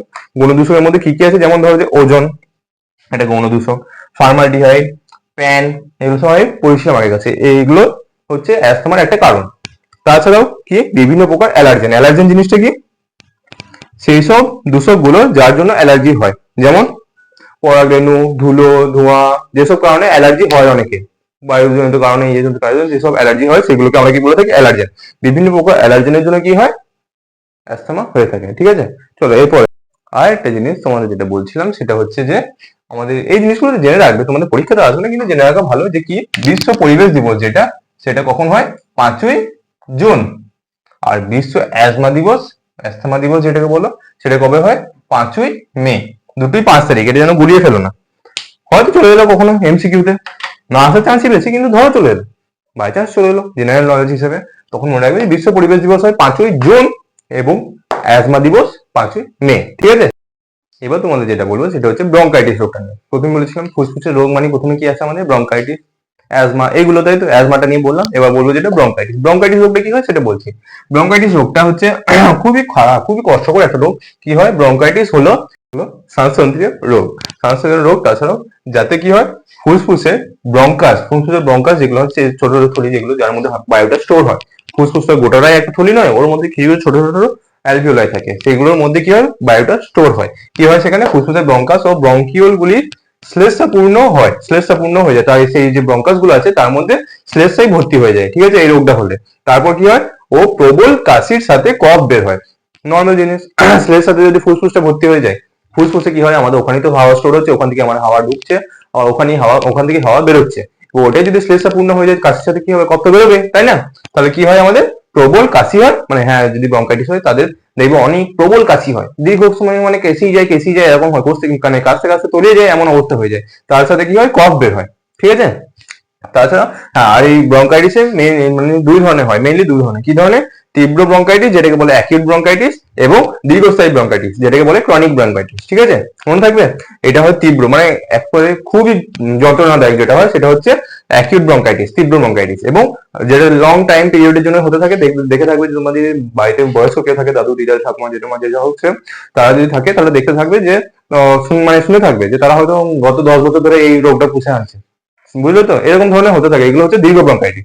এবং যাদের দেখবে হুট করে হয়ে যাচ্ছে, মানে খুব তীব্র যন্ত্রণা ব্রঙ্কাইটিস, সেইগুলোকে আমরা কি বলি, অ্যাকিউট ব্রঙ্কাইটিস। ঠিক আছে, তারপর কি হচ্ছে, এর ফলাফলে ব্রঙ্কাইটিসের ফলে মানে কি কি হতে পারে, এইগুলো তো একটা কারণ আছে, যে প্রবল কাশি হয়, কাশির সাথে কফ বেরোয়, তার সাথেও কি হয়, দম বন্ধ ভাব। নর্মালি বললাম যেটা ফুসফুসের রোগ, মানে শ্বাসকষ্ট, দম বন্ধ, এগুলো তো হবেই, দম বন্ধ ভাব হবে, শ্বাসে ঘর ঘর শব্দ হয়। এই রোগটার সময় কি হয়, বলেছিলাম যেহেতু যে ফুসফুসে কি হয়, শ্লেষা পূর্ণ হয়ে যায়, তাই যখন শ্বাস নেবে শ্বাস ছাড়বে, তখন কি হবে, শ্বাসের সাথে একটা ঘর ঘর সাউন্ড হবে। ইঞ্জিনে যেমন একটা স্টার্টের সঙ্গে একটা ঘর ঘর সাউন্ড হয়, সেরকমই তুমি যখন শ্বাস নেবে এবং শ্বাস ছাড়বে, ওই শ্বাসের সাথে একটা ঘর ঘর, মানে একটা ঘর ঘর টাইপের সাউন্ড আসবে। ঠিক আছে, নর্মাল শ্বাস নিচ্ছে যখন, তখন কিন্তু মানে ওই সাউন্ডটা থাকে না, কিন্তু ব্রঙ্কাইটিস রোগ যাদের থাকে তাদের শ্বাস প্রশ্বাস নিলে একটা দেখবে ঘর ঘর শব্দ হয়। ঠিক আছে, এবং তাছাড়াও কি হয়, হালকা জ্বর থাকে। এই রোগটা হলে হালকা জ্বর অলওয়েজ মানে লেগে থাকে গায়ে। তার এবং কি হয়, রোগের কারণটা, এই রোগের কারণগুলো, এই রোগের মূল কারণ হচ্ছে ভাইরাস। এই রোগটা কি, ভাইরাস ঘটিত রোগ। কিন্তু এছাড়াও পরিবেশগত কিছু কিছু কারণ আছে, সেই কারণগুলো হলো রাসায়নিক দূষক এবং ধোঁয়া। রাসায়নিক দূষক এবং ধোঁয়া, মানে রাসায়নিক দূষক যেটা বিভিন্ন ধরনের রাসায়নিক মানে সূক্ষ্ম কণা, যেগুলো রাসায়নিক সূক্ষ্ম কণা, যেমন হচ্ছে কয়লা, তুলো, ল্যাটেক্স, সিলিকন তন্তু, মিশ্রিত তন্তুর প্রভাবে এই রোগটা হয়। ঠিক আছে, বলবে কয়লা রাসায়নিক, কয়লা রাসায়নিক নয়। কয়লাটা যখন তুমি ধরো গুড়ুলে বা কয়লা যখন পোড়ালে তার থেকে যে মানে পার্ট গুলো এলো, ছোট ছোট সূক্ষ্ম কণাগুলো, সেগুলো হচ্ছে রাসায়নিক কণা। ঠিক আছে। তুলো, সেই তুলো যেখানে ফ্যাক্টরিতে দেখবে চারিদিকে দেখবে ছোট ছোট তুলোর কণাগুলো উঠতে থাকে, সেগুলো শ্বাসের সাথে গেলে হাঁচি কাশি হয়। সেখানেই যারা দীর্ঘ সময় ধরে থাকে, সেই তুলোর যে কণাগুলো দীর্ঘ সময় ধরে যাদের ফুসফুসে থাকে, তাদের কিন্তু আস্তে আস্তে ব্রঙ্কাইটিস রোগটা দেখা দিতে পারে। তাছাড়া হচ্ছে ল্যাটেক্স, সিলিকন তন্তু মিশ্রিত তন্তুর প্রভাব। ঠিক আছে। আর কি আছে, ধোঁয়া। ধোঁয়া কি, ক্রনিক ব্রঙ্কাইটিস যেটা যেটা হচ্ছে আমাদের দীর্ঘস্থায়ী ব্রঙ্কাইটিস, তার কিন্তু মেইন প্রধান কারণ হলো ধোঁয়া। এবার ধোঁয়া কি কি ভাবে হয়, যেমন ধরো যেমন কলকারখানা ধোঁয়া, বা এই যে তুলো ফ্যাক্টরি, ফুটো ফ্যাক্টরি যেগুলো আছে, তুলো যেখানে বানানো হয় সেসব জায়গার ধোঁয়া, বা আরো যেসব রাস্তার ধোঁয়া, ইয়ের ধোঁয়া। যে ধোঁয়া মানে জিনিসটা বুঝে রাখবে যে খারাপ। এবার ধোঁয়ার সাথে এখন ন্যাচারাল মানে কম পলিউটেড ধোঁয়া তো কোথাও নাই। ধোঁয়া মানে অবশ্যই হাইলি পলিউটেড সেটা। আর সেই ধোঁয়াতে বেশিক্ষণ থাকলে এইসব রোগ দেখা যায়। তো ধোঁয়া হচ্ছে মেন কারণ ক্রনিক ব্রঙ্কাইটিসের। ঠিক আছে। তো আগের যে ক্লাসটা গোটাটা কমপ্লিট হওয়ার পর আমাদের এডিটরের একটু মানে ভুল হওয়ার জন্য এর পরের ক্লাসটা ডিলিট হয়ে গেছিল, তাই আবার এখান থেকে আমাকে কন্টিনিউ করতে হচ্ছে। বুঝেছো?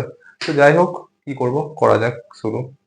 আগের দিন তোমাদের করেছিলাম ব্রঙ্কাইটিস, ফুসফুসের রোগ, ওগুলো নিয়ে, তাই তো? অ্যাस्थমা, ব্রঙ্কাইটিস। আজকে এটা করছি, সেটা হচ্ছে ক্যান্সার নিয়ে। ঠিক আছে। ক্যান্সার জিনিসটা তোমরা অবশ্যই জানো, কি বটে না বটে এগুলো বলার কিছু নাই, তাও তোমাদের একটু ডিটেলসে বলে দিচ্ছি যে কি হয়। দেহের কলাকোষ দেহের কলাকোষ মানে তুমি যে কলা খাও তার কোষ থেকে, তার মানে দেহের কলাকোষ। দেহের বডির যে সেলগুলো, সেগুলো কি হয়, দেহের কলাকোষ গুলো অনিয়ন্ত্রিত ভাবে বিভাজিত হয়ে কি করে সারা দেহে ছড়িয়ে পড়ে, যেটাকে আমরা কি বলি, মেটাস্ট্যাসিস। এই ঘটনাটাকে কি বলা হয়, মেটাস্ট্যাসিস। ঠিক আছে। এবং তারপর কি হয়, তার ফলে অন্যান্য কলার ক্ষতি সাধন করে। তাহলে জিনিসটা কি বললাম, দেহের যে কলাকোষ গুলো অনিয়ন্ত্রিত ভাবে বিভাজিত হয়ে সারা দেহে ছড়িয়ে পড়ে, এই ঘটনাটাকে বলে মেটাস্ট্যাসিস, এবং অন্যান্য কলার ক্ষতি সাধন করে, সেই ঘটনাটাকে আমরা কি বলে থাকি, ক্যান্সার। ঠিক আছে। কি হয় জিনিসটা, ক্যান্সার স্বাভাবিক জিনিস, তোমরা কি জানো, যে কোনো পার্টি যদি ক্যান্সার হয় কি হয়, কোন একটা ক্ষতিগ্রস্ত মানে অংশ, কোষ কলা যেটা, সেটা আস্তে আস্তে যে খারাপ অংশটা আছে সেটা আস্তে আস্তে আরো বাড়তে থাকে। সেজন্য কি বলে রেখেছো তো, যে ক্যান্সারের ফার্স্ট স্টেজ হয়, সেকেন্ড স্টেজ হয়, থার্ড স্টেজ হয়, এরকম হয়। কি হয় ওই স্টেজ গুলোতে, ওই যে জায়গাটায় ক্যান্সারটা হয়েছে সেটা আস্তে আস্তে আরো মানে অন্যান্য অঙ্গগুলোই ছড়িয়ে পড়তে থাকে। যে অঙ্গটা হয়ে থাকে ওই জন্য কি হয়, সে অনেক সময় ওই অঙ্গটাকে কেটে বাদ দিয়ে দেয়, তাহলে তার ফলে কি হয়, যে মানে ক্ষতিগ্রস্ত এরিয়াটা ছিল সেটা ওখানেই থেমে যাবে, তারপরে এগোতে পারবে না, তাই তো? সেই জন্য কি হয়, ক্যান্সারের সময় যে জায়গাটায় ছড়ায় মানে জায়গাটায় মানে ক্যান্সার ধরা পড়ে, সেখান থেকে আস্তে আস্তে ছড়িয়ে যায় গোটা শরীরের মধ্যে, তার ফলে আস্তে আস্তে মারা যায়। এটা হচ্ছে ক্যান্সারের ক্ষতিগ্রস্ততা। এবং কারণ কি ক্যান্সারের, ক্যান্সারের এগুলো কারণ তোমাদের ডিটেলসে বলিনি, আর বারবার লিখতে হচ্ছে না, আমি বলে দিচ্ছি কি কি হয়, পয়েন্ট গুলো শুনে নাও। তেজস্ক্রিয় পদার্থ, তেজস্ক্রিয় পদার্থ মানে তুমি কি ডাইরেক্ট তেজস্ক্রিয় পদার্থ খেয়ে নেবে, হ্যাঁ সেটা তো অবশ্যই ক্যান্সার হয়ে যাবে, কিন্তু সেটা তো তুমি করবে না। কি করে হয় তেজস্ক্রিয় পদার্থের প্রভাবে, যেমন ধর খনির কর্মরত শ্রমিকদের, মানে খনিতে খনিতে খনি মানে কয়লা খনি টয়লা খনি, যে খনিগুলো আছে মাটির নিচে যেখানে যায়, সেখানে যে শ্রমিকরা কাজ করে, তাদের কি হয় অনেক সময় রেডন নামক গ্যাসের সংস্পর্শে আসে। রেডন নামক একটা তেজস্ক্রিয় গ্যাস আছে যেটা খনির মধ্যে পাওয়া যায়, তার সংস্পর্শে যখন সেই কর্মরত শ্রমিকরা চলে আসে, তখন কি হয়, তাদের ফুসফুসের ক্যান্সার ধরা যায়। সেই গ্যাসও তারা যখন শ্বাস প্রশ্বাসের মাধ্যমে তাদের ফুসফুসে যায়, তার ফলে কি হয়, তাদের ফুসফুসে ক্যান্সার হয়। ঠিক আছে। তো নেক্সট পয়েন্ট গুলো কি আছে, নর্মাল পয়েন্ট জানো, ছোট থেকে বলে এসছে, ধূমপান করো ক্যান্সার হবে। কি হয় ধূমপানে ক্যান্সার, ধূমপান সিগারেট টিগারেট যেগুলো খাচ্ছ সেগুলো যত খাবে ক্যান্সার, একদম মারাত্মক জিনিস। তামাক সেবন, সেবন মানে আরো যেসব নেশাগ্রস্ত সেবন মানে নেশাগ্রস্ত জিনিসগুলো আছে, নেশা করার জিনিস। ধূমপান মানে হচ্ছে তোমার যেমন সিগারেট টিগারেট যেগুলো বলো, সেগুলো জানার বিষয়, মানে নর্মালি জানো, আমাকে আর বলতে হবে না, বোঝানোর কিছু নাই, এগুলো তোমরাই বুঝিয়ে দেবে আমাকে। তামাক সেবন, এই দুটো পয়েন্ট তোমাদের একদম জানা জিনিস, গুছিয়ে নিজেদের মতো করে লিখবে। কার্সিনোজেন, যেমন কি সিগারেটের মধ্যে যদি সিগারেট অতিরিক্ত কেউ খায়, তার কার্সিনোজেনের ফলে তার ফলে কি হবে, ক্যান্সার হবে। সেমনি তামাক সেবন আছে, গাঁজা টাজা যেসব খায় যারা, তাদের ক্যান্সার হওয়ার সম্ভাবনা বেড়ে যায়। তারপর যেটা আছে কীটনাশক বা আগাছানাশক, এই জিনিসটা তোমরা হয়তো জানবে না, মানে শোনো নাই হয়তো। কীটনাশক বা আগাছানাশক থেকে কিভাবে ক্যান্সার হয়, তোমাদের বেশি ডেপথে জানার দরকার নেই, যখন ফিউচারে পড়বে তখন জানবে। মেইনলি জেনে রাখো, কীটনাশক বা আগাছানাশক ছড়ানোর সময় মেইনলি যারা ছড়ায় এগুলো, মানে কীটনাশক বা আগাছানাশক যারা দেয়, স্প্রে করে বা ছড়ায় যারা, তাদের অবশ্যই কি করা দরকার, মাস্ক পরা দরকার, বা মুখে কোনো কাপড় দিয়ে বেঁধে নেওয়া দরকার। তোমরা দেখে থাকবে অবশ্যই, যারা গ্রামের এইসব জিনিসগুলো করে, জমিতে জমিতে যেসব এরা এইসব জিনিসগুলো যারা করে, তারা গামছা হোক বা অন্য কোনো কাপড় দিয়ে মুখটা বেঁধে নেয় বা মাস্ক পরে নেয়, তার কারণ এইটা। এই স্প্রে গুলো এতটাই ক্ষতি করে, এটা যদি শ্বাসের মাধ্যমে তোমাদের ফুসফুসে যায় সেখান থেকে তারা ফুসফুসে ক্যান্সার সৃষ্টি করতে পারে। তাই কি করতে হয়, কীটনাশক বা আগাছানাশক যখন দেওয়া হয়, ছড়ানো হয়, সেই সময় মুখটা যতটা সম্ভব ঢেকে রাখা দরকার। ঠিক আছে, চলো তো এবার তোমাদের যেটা বলেছি সেটা হচ্ছে আমাদের জীব বৈচিত্র্য এবং সংরক্ষণ। ঠিক আছে, জীব বৈচিত্র্য কি সব বলছি আস্তে আস্তে। ফার্স্ট জিনিসটা জেনে নাও, জীব বৈচিত্র্য কে ইংলিশে কি বলে, বায়োডাইভার্সিটি। ওয়ার্ডটাকে যদি ভাঙো কি পাবে, বায়ো এবং ডাইভার্সিটি, দুটো কি বলছি। তো ফার্স্ট আমাদের টপিক কি, জীব বৈচিত্র্য। এই কথাটা হচ্ছে ফার্স্ট ওয়ার্ড যেটা বায়োস, এই বায়োসটা হচ্ছে একটা গ্রিক ওয়ার্ড। আর এর অর্থ কি, এর অর্থ হচ্ছে জীবন বা প্রাণ। এবং ডাইভার্সিটি মানে কি, ডাইভার্সিটি মানে হলো বৈচিত্র্য। তাহলে বায়োডাইভার্সিটি কথাটা কি থেকে এসেছে, বায়োস এবং ডাইভার্সিটি থেকে, ডাইভার্সিটি থেকে, যার অর্থ জীবন বা প্রাণ এবং বৈচিত্র্য।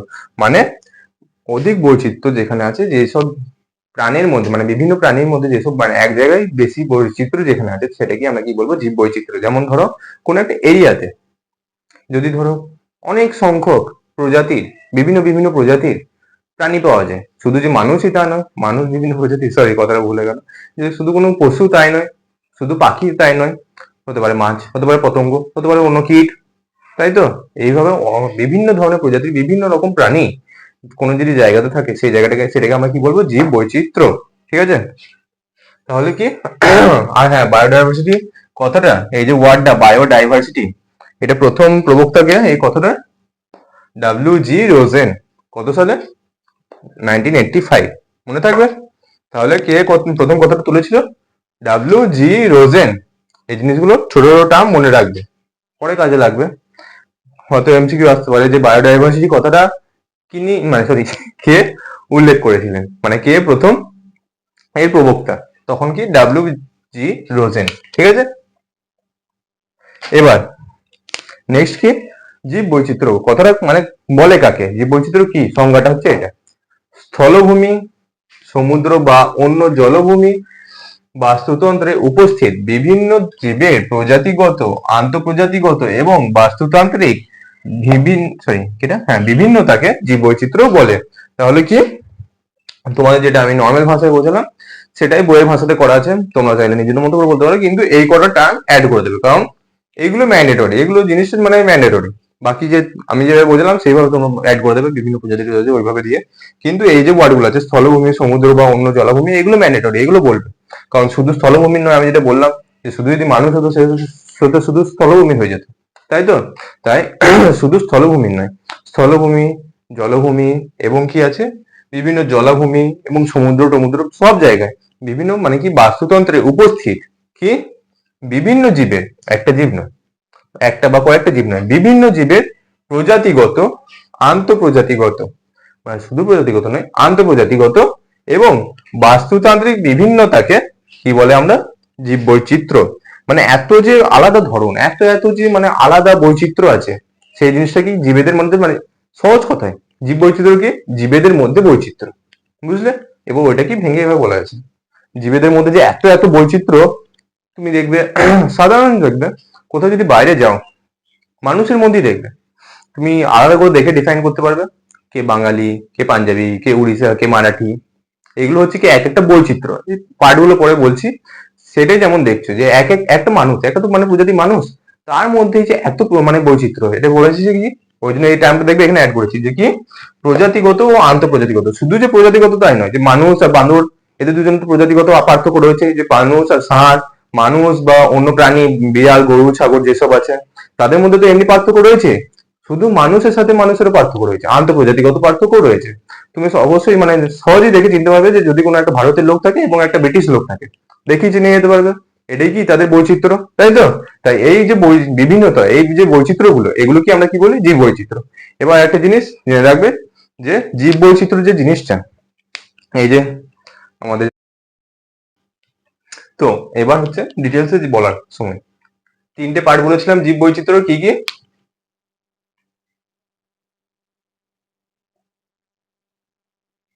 জিনগত, প্রজাতিগত, বাস্তুতান্ত্রিক। এবার এইগুলোর ব্যাখ্যাটা কি গত, এটা জিনগত, মানে বৈচিত্র্যটা কিসে থাকবে, জিনে থাকবে। জিনে থাকবে মানে প্রথমে তোমাদের যেগুলো বোঝালাম, বলো কি বুঝলে, যখন প্রজাতির আন্তঃপ্রজাতির মধ্যে বৈচিত্র্য দেখা যায়। মানে ধরো তুমি আছো, তোমার ভাই আছে, ঠিক আছে, একই মা বাবার সন্তান, একই প্রজাতি, তোমরা মানুষের মধ্যে পড়ছো, কিন্তু কখনো কি দেখেছো তোমার মা বাবা তোমাকে ভুল করে তোমার ভাইকে ডেকেছে? চোখের সামনে যখন দুজনে দাঁড়িয়েছো, কখনো তোমার নাম ধরে তোমার ভাইকে বা তোমার ভাইয়ের নাম ধরে তোমাকে ডেকেছে? ডাকে না। কারণ কি? দুজনের মধ্যে পার্থক্য আছে, দুজনের মধ্যে বৈচিত্র্য আছে। তোমরা একটাই প্রজাতি, একটাই মানুষ, একই সেম বাড়ির সেম ফ্যামিলি, দুজন ভাই, নিজের ভাই, তার মধ্যেও ডিফারেন্স আছে। সেটাই কি আমাদের জিনগত পার্থক্য। কোনো ফুলের দেখবে যখন সংকরণ বানানো হয়, তোমাদের ওটা হয়তো চেকার বোর্ডের ওটা করানো হয়নি, পরে বুঝিয়ে দেবো।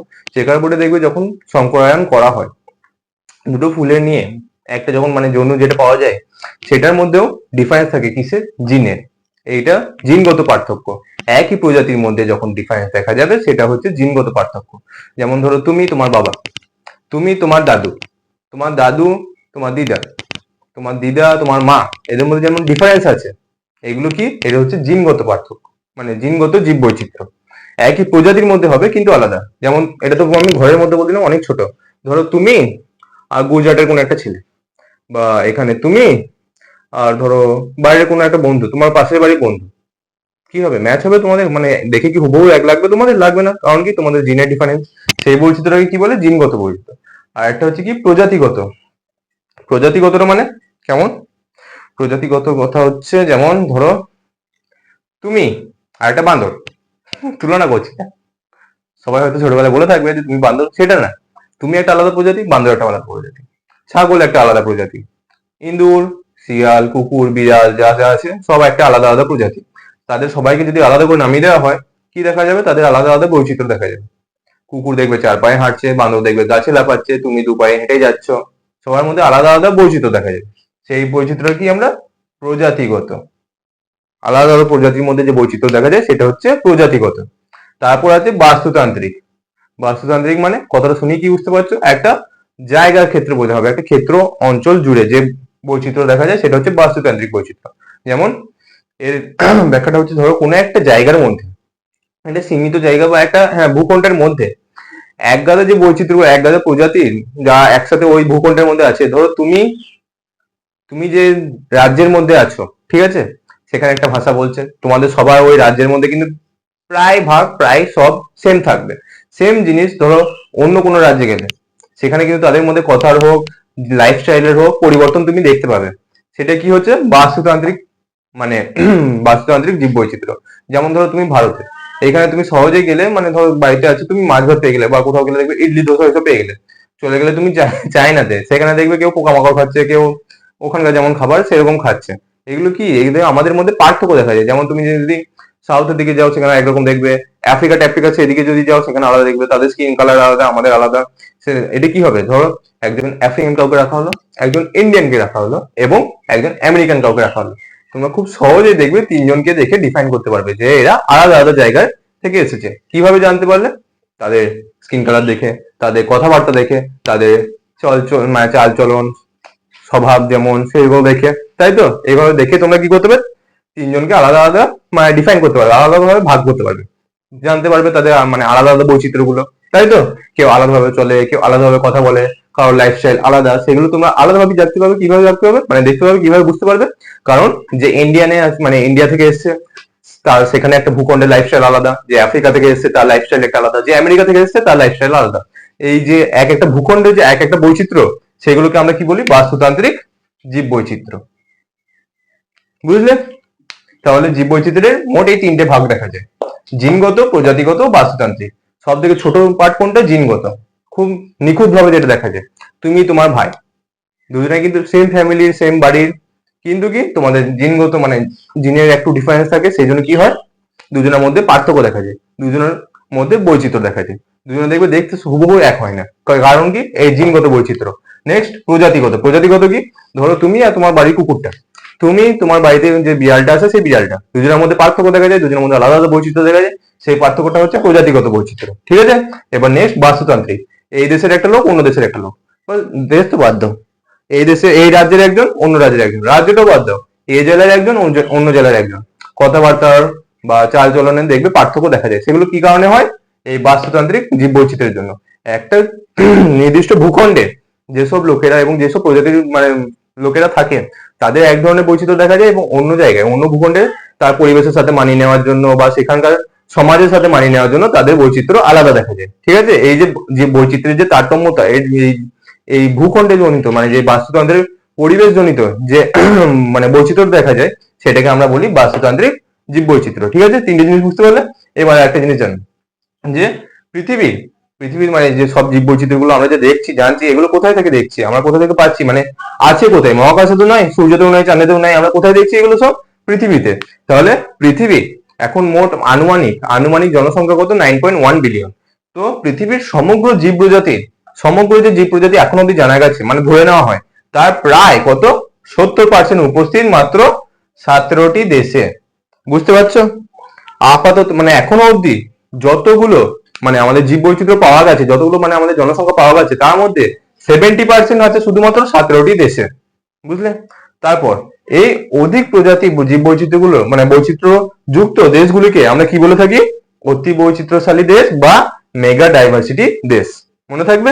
এই যে 17টি দেশ বললাম, যা যে 70% হোল্ড করে রেখেছে, 70% যে মানে বৈচিত্র্য হোল্ড করে রেখেছে, সেই সব দেশগুলোকে আমরা কি বলি? এই অধিক প্রজাতিযুক্ত যে দেশগুলো আছে, প্রজাতি বৈচিত্র্যযুক্ত, সেই দেশগুলিকে আমরা বলে থাকি অতি বৈচিত্র্যশালী দেশ বা মেগা ডাইভার্সিটি দেশ। ঠিক আছে, যেমন কি?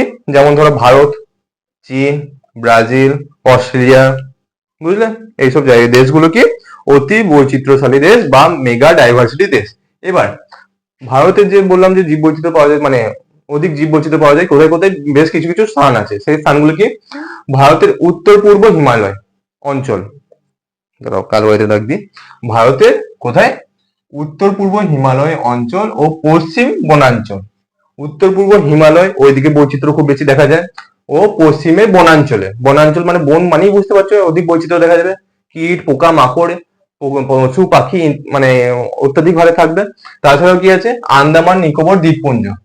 দ্বীপপুঞ্জ মানে বুঝতেই পারছো সমুদ্রের ধার, বৈচিত্র্য ওখানে প্রচুর থাকবে। তাছাড়াও আছে গুজরাট ও তামিলনাড়ুর সামুদ্রিক প্রবাল প্রাচীর। প্রচুর পরিমাণে কি পাওয়া যায়? জীব বৈচিত্র্য দেখা যায় কোথায়? গুজরাট, তামিলনাড়ুর সামুদ্রিক প্রবাল প্রাচীর, সমুদ্রের ধারে। বুঝতেই পারছো, আমি প্রথমেই বললাম উত্তর পূর্ব হিমালয়, হিমালয় মানে ওই বরফ এলাকা যেখানে, সেই জায়গায় অত্যাধিক জীব বৈচিত্র্য দেখা যাবে। সেখানকার জীব বৈচিত্র্য আলাদা রকম একদম। বুঝতেই পারছো ঠান্ডা জায়গায় কেমন থাকবে, ঠান্ডা জায়গায় তো আমার মতো লোকেরা এমনি খালি গায়ে ঘুরে বেড়াবে না। এখানে সাধারণত দিল্লি টিল্লি যেসব জায়গায় দেখা যায় যে একটা স্যান্ডো গেঞ্জি পরে লোকেরা বেরিয়ে পড়লো, সেখানে কি যেতে পারবে কেউ? বা ওখানে যেসব লোকেরা থাকে, যেসব প্রাণীরা থাকে, তারা কি এখানে থাকতে পারবে? হার্ট ফেলে মরে যাবে, সেটা আলাদা ব্যাপার, ওখানকার বৈচিত্র্য আলাদা। তাছাড়া কি আছে? পশ্চিম বনাঞ্চল, পশ্চিমে ভারতের পশ্চিমে যে বনাঞ্চল আছে, বনাঞ্চল এরিয়াটা পুরোটাই কি বন মানেই বুঝতে পারছো বৈচিত্র্য থাকবে, সেখানে বিভিন্ন ধরনের জীবেরা থাকবে, সেটা একটা। তাছাড়াও আন্দামান নিকোবর দ্বীপপুঞ্জ, দ্বীপপুঞ্জ মানে বুঝতে পারছো সমুদ্রের মধ্যে ঘেরা, মানে সমুদ্রের চারপাশে সমুদ্র, সেখানে তো বৈচিত্র্য থাকবেই।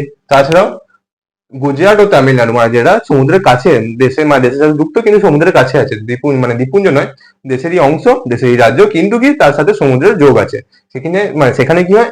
গুজরাট ও তামিলনাড়ুর যে সামুদ্রিক প্রবাল প্রাচীর আছে, সেখানে কি দেখা যায়? প্রচুর পরিমাণে জীব বৈচিত্র্য দেখা যায়। তারপর হ্যাঁ, এই জিনিসগুলো শর্ট করে লিখে দিয়েছি, তোমরা হয়তো বুঝতে পারবে না।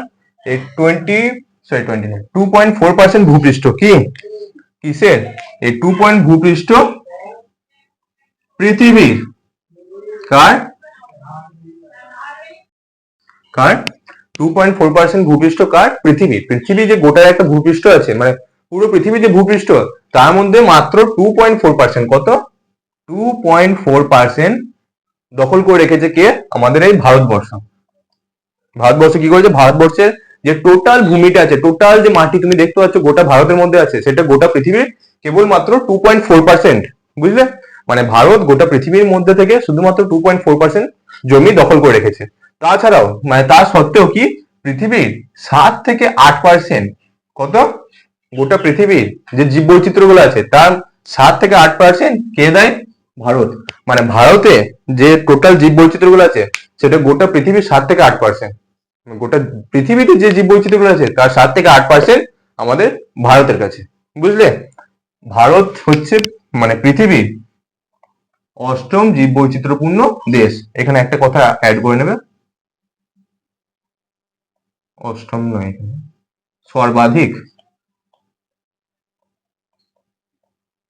কেমন জীব বৈচিত্র্যপূর্ণ? সর্বাধিক জীব বৈচিত্র্যপূর্ণ দেশ। ভারত কি পৃথিবীর অষ্টম সর্বাধিক জীব বৈচিত্র্যপূর্ণ দেশ। ঠিক আছে, এবার আমরা যেটা বলবো সেটা হচ্ছে জীব বৈচিত্র্যের গুরুত্ব। জীব বৈচিত্র্য কতটা গুরুত্বপূর্ণ সেই সম্বন্ধে এবার তোমাদের বলবো।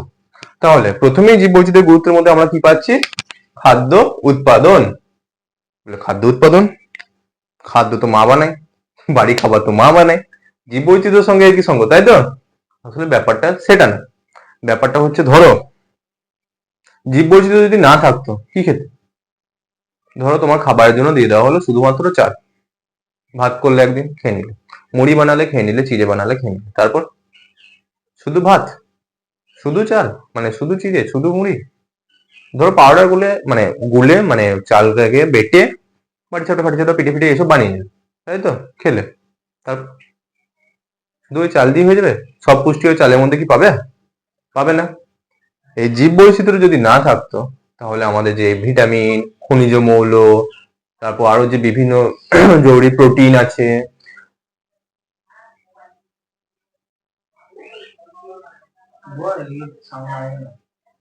প্রথম থেকে বলবো, মাঝখানে কেটে গেলাম জানো? প্রোটিন আছে, ফাইটোকেমিক্যালস আছে, বিভিন্ন কার্বোহাইড্রেট আছে, এগুলো সব আমরা কিভাবে পাচ্ছি?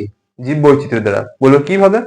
ধরো ভাত খাচ্ছ, ভাতের সাথে তরকারি খাচ্ছ, তরকারির মধ্যে শাকসবজি আছে, ভ্যারাইটিস টাইপ শাকসবজি, সেটাও জীব বৈচিত্র্য।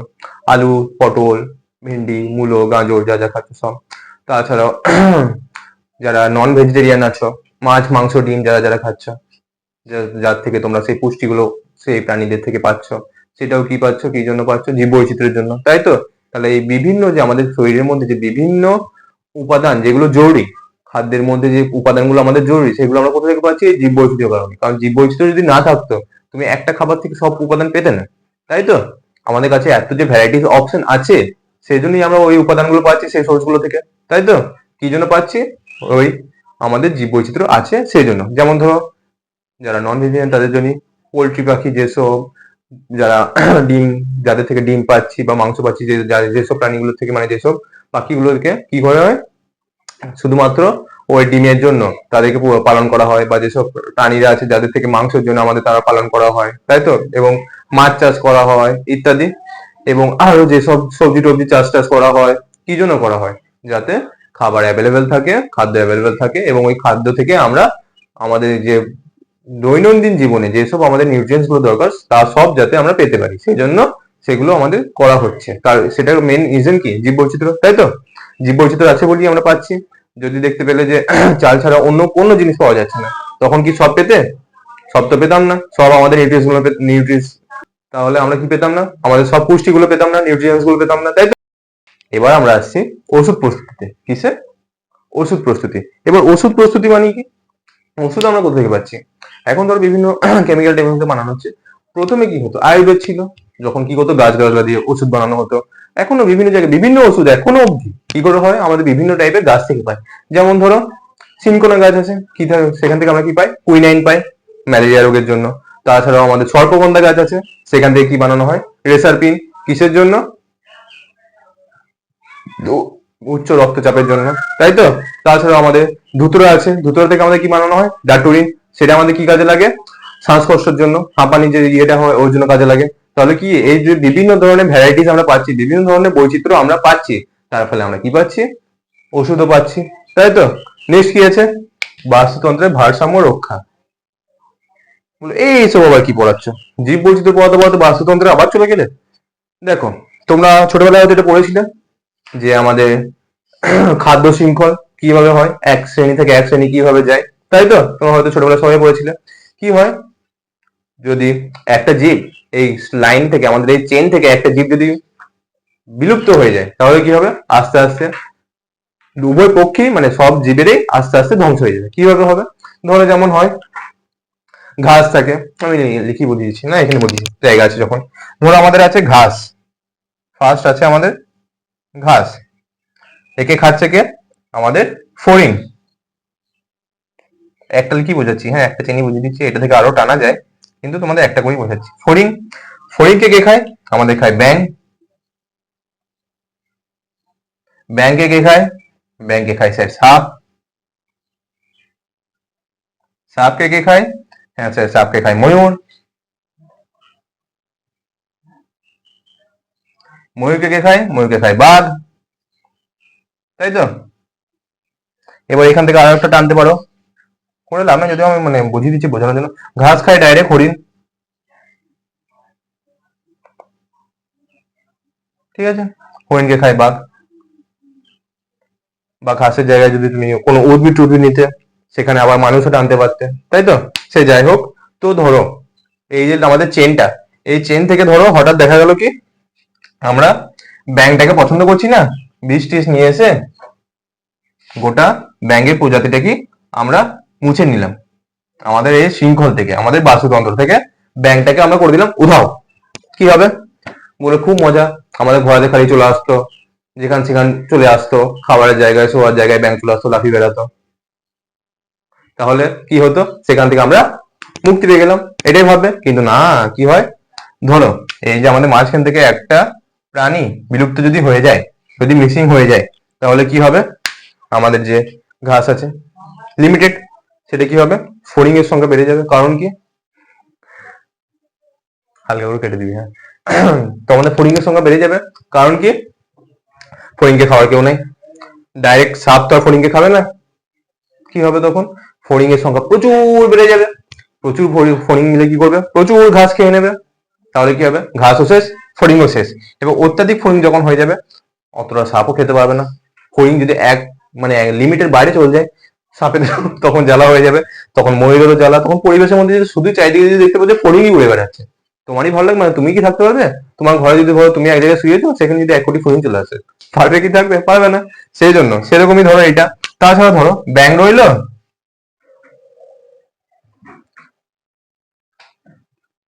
সাপটাকে তুলে দিল, ধরো সাপটাকে তুলে দিল, সাপ বিলুপ্ত হয়ে গেল, তাহলে কি হবে? বলে বাহ, খুব ভালো কথা, সাপে কামড়াতে প্রতি বছর এতজন মরে যাচ্ছে, সেটা হবে না, তাই তো। সাপটাকে তুলে দিলাম, তার ফলে কি হবে? মাঝের যে এই সংখ্যাগুলো আছে, ব্যাঙের পরিমাণ অত্যাধিক হারে বেড়ে যাবে। দেখা যাবে কি শেষে ফড়িং শেষ, ব্যাঙের পরিমাণ বেড়ে গেল এক গাদা। তুমি যে ঘরে যেখানেই পা দিচ্ছ সেখানেই ব্যাঙ, চারিদিকে ব্যাঙ, ব্যাঙের সংখ্যা বেড়ে গেল, ফড়িং দেখবে একদম শেষ, ফড়িং শেষ, ঘাসের পরিমাণ বেড়ে গেল। সে এইভাবে কি হয়?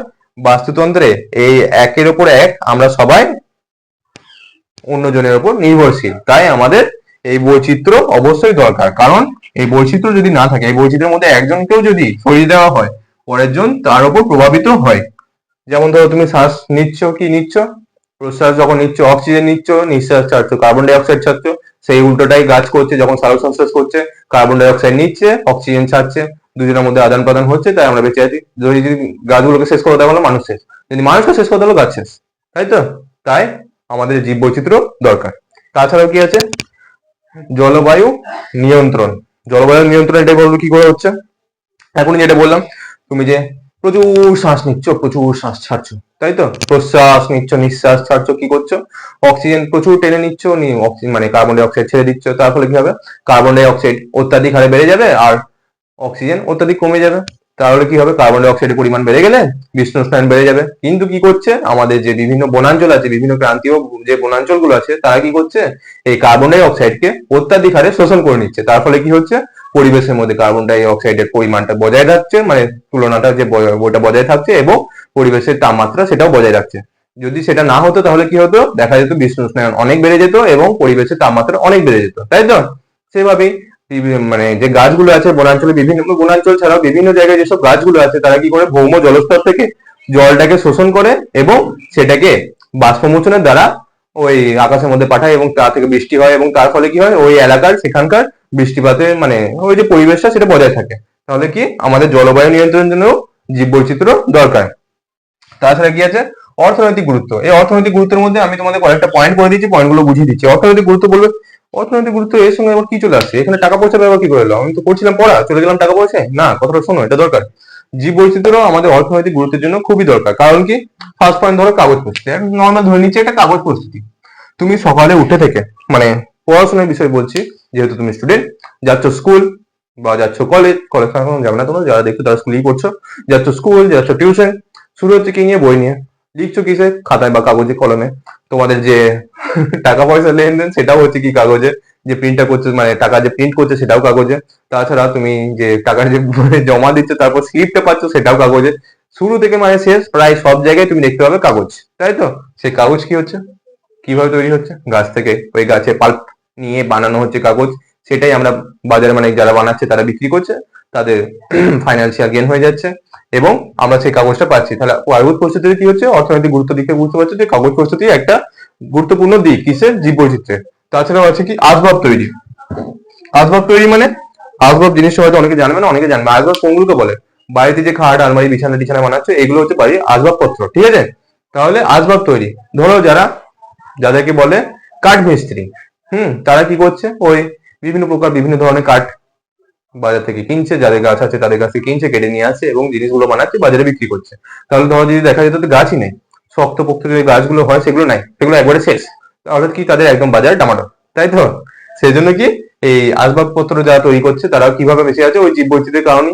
কারণ সেই ধরনের গাছপালাগুলো আছে, তারা সেইগুলোকে কেটে তাদের মধ্যে তাদের স্কিল দিয়ে জিনিস বানাচ্ছে এবং সেগুলো বাজারে বিক্রি করছে, তার ফলে কি হচ্ছে, তাদের বাড়ি চলছে। তাহলে অর্থনৈতিক গুরুত্ব দিক থেকে আসবাব তৈরি একটা পয়েন্ট। নেক্সট হচ্ছে রজন সংগ্রহ। রজন সংগ্রহ মানে এই জিনিসটা বেশিরভাগ দিনে জানবে না, অনেকে যারা গ্রামের দিকে আছে তারা জানবে। গাছ থেকে বেশিরভাগ সময় দেখবে ওই বট অসত এইসব টাইপের যে গাছগুলো আছে সেখান থেকে দেখবে যে অনেক সময় আঠালো টাইপের একটা জিনিস বেরোয়। সেটা কি? সেটা হচ্ছে রজন।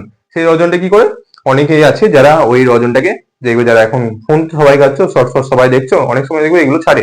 কি হয়, ওই রজনটাই মানে গাছের ছালটা কিছুটা কেটে আনা হয় এবং সেখানে একটা পাত্র কিছু একটা আটকে দেওয়া হয়। তাহলে কি হয়, অনেক সময় পর মানে দীর্ঘ সময় পর ওই যে রসটা আস্তে আস্তে গড়িয়ে গড়িয়ে পড়তে থাকে এবং ওই পাত্রটার মধ্যে জমা হতে থাকে।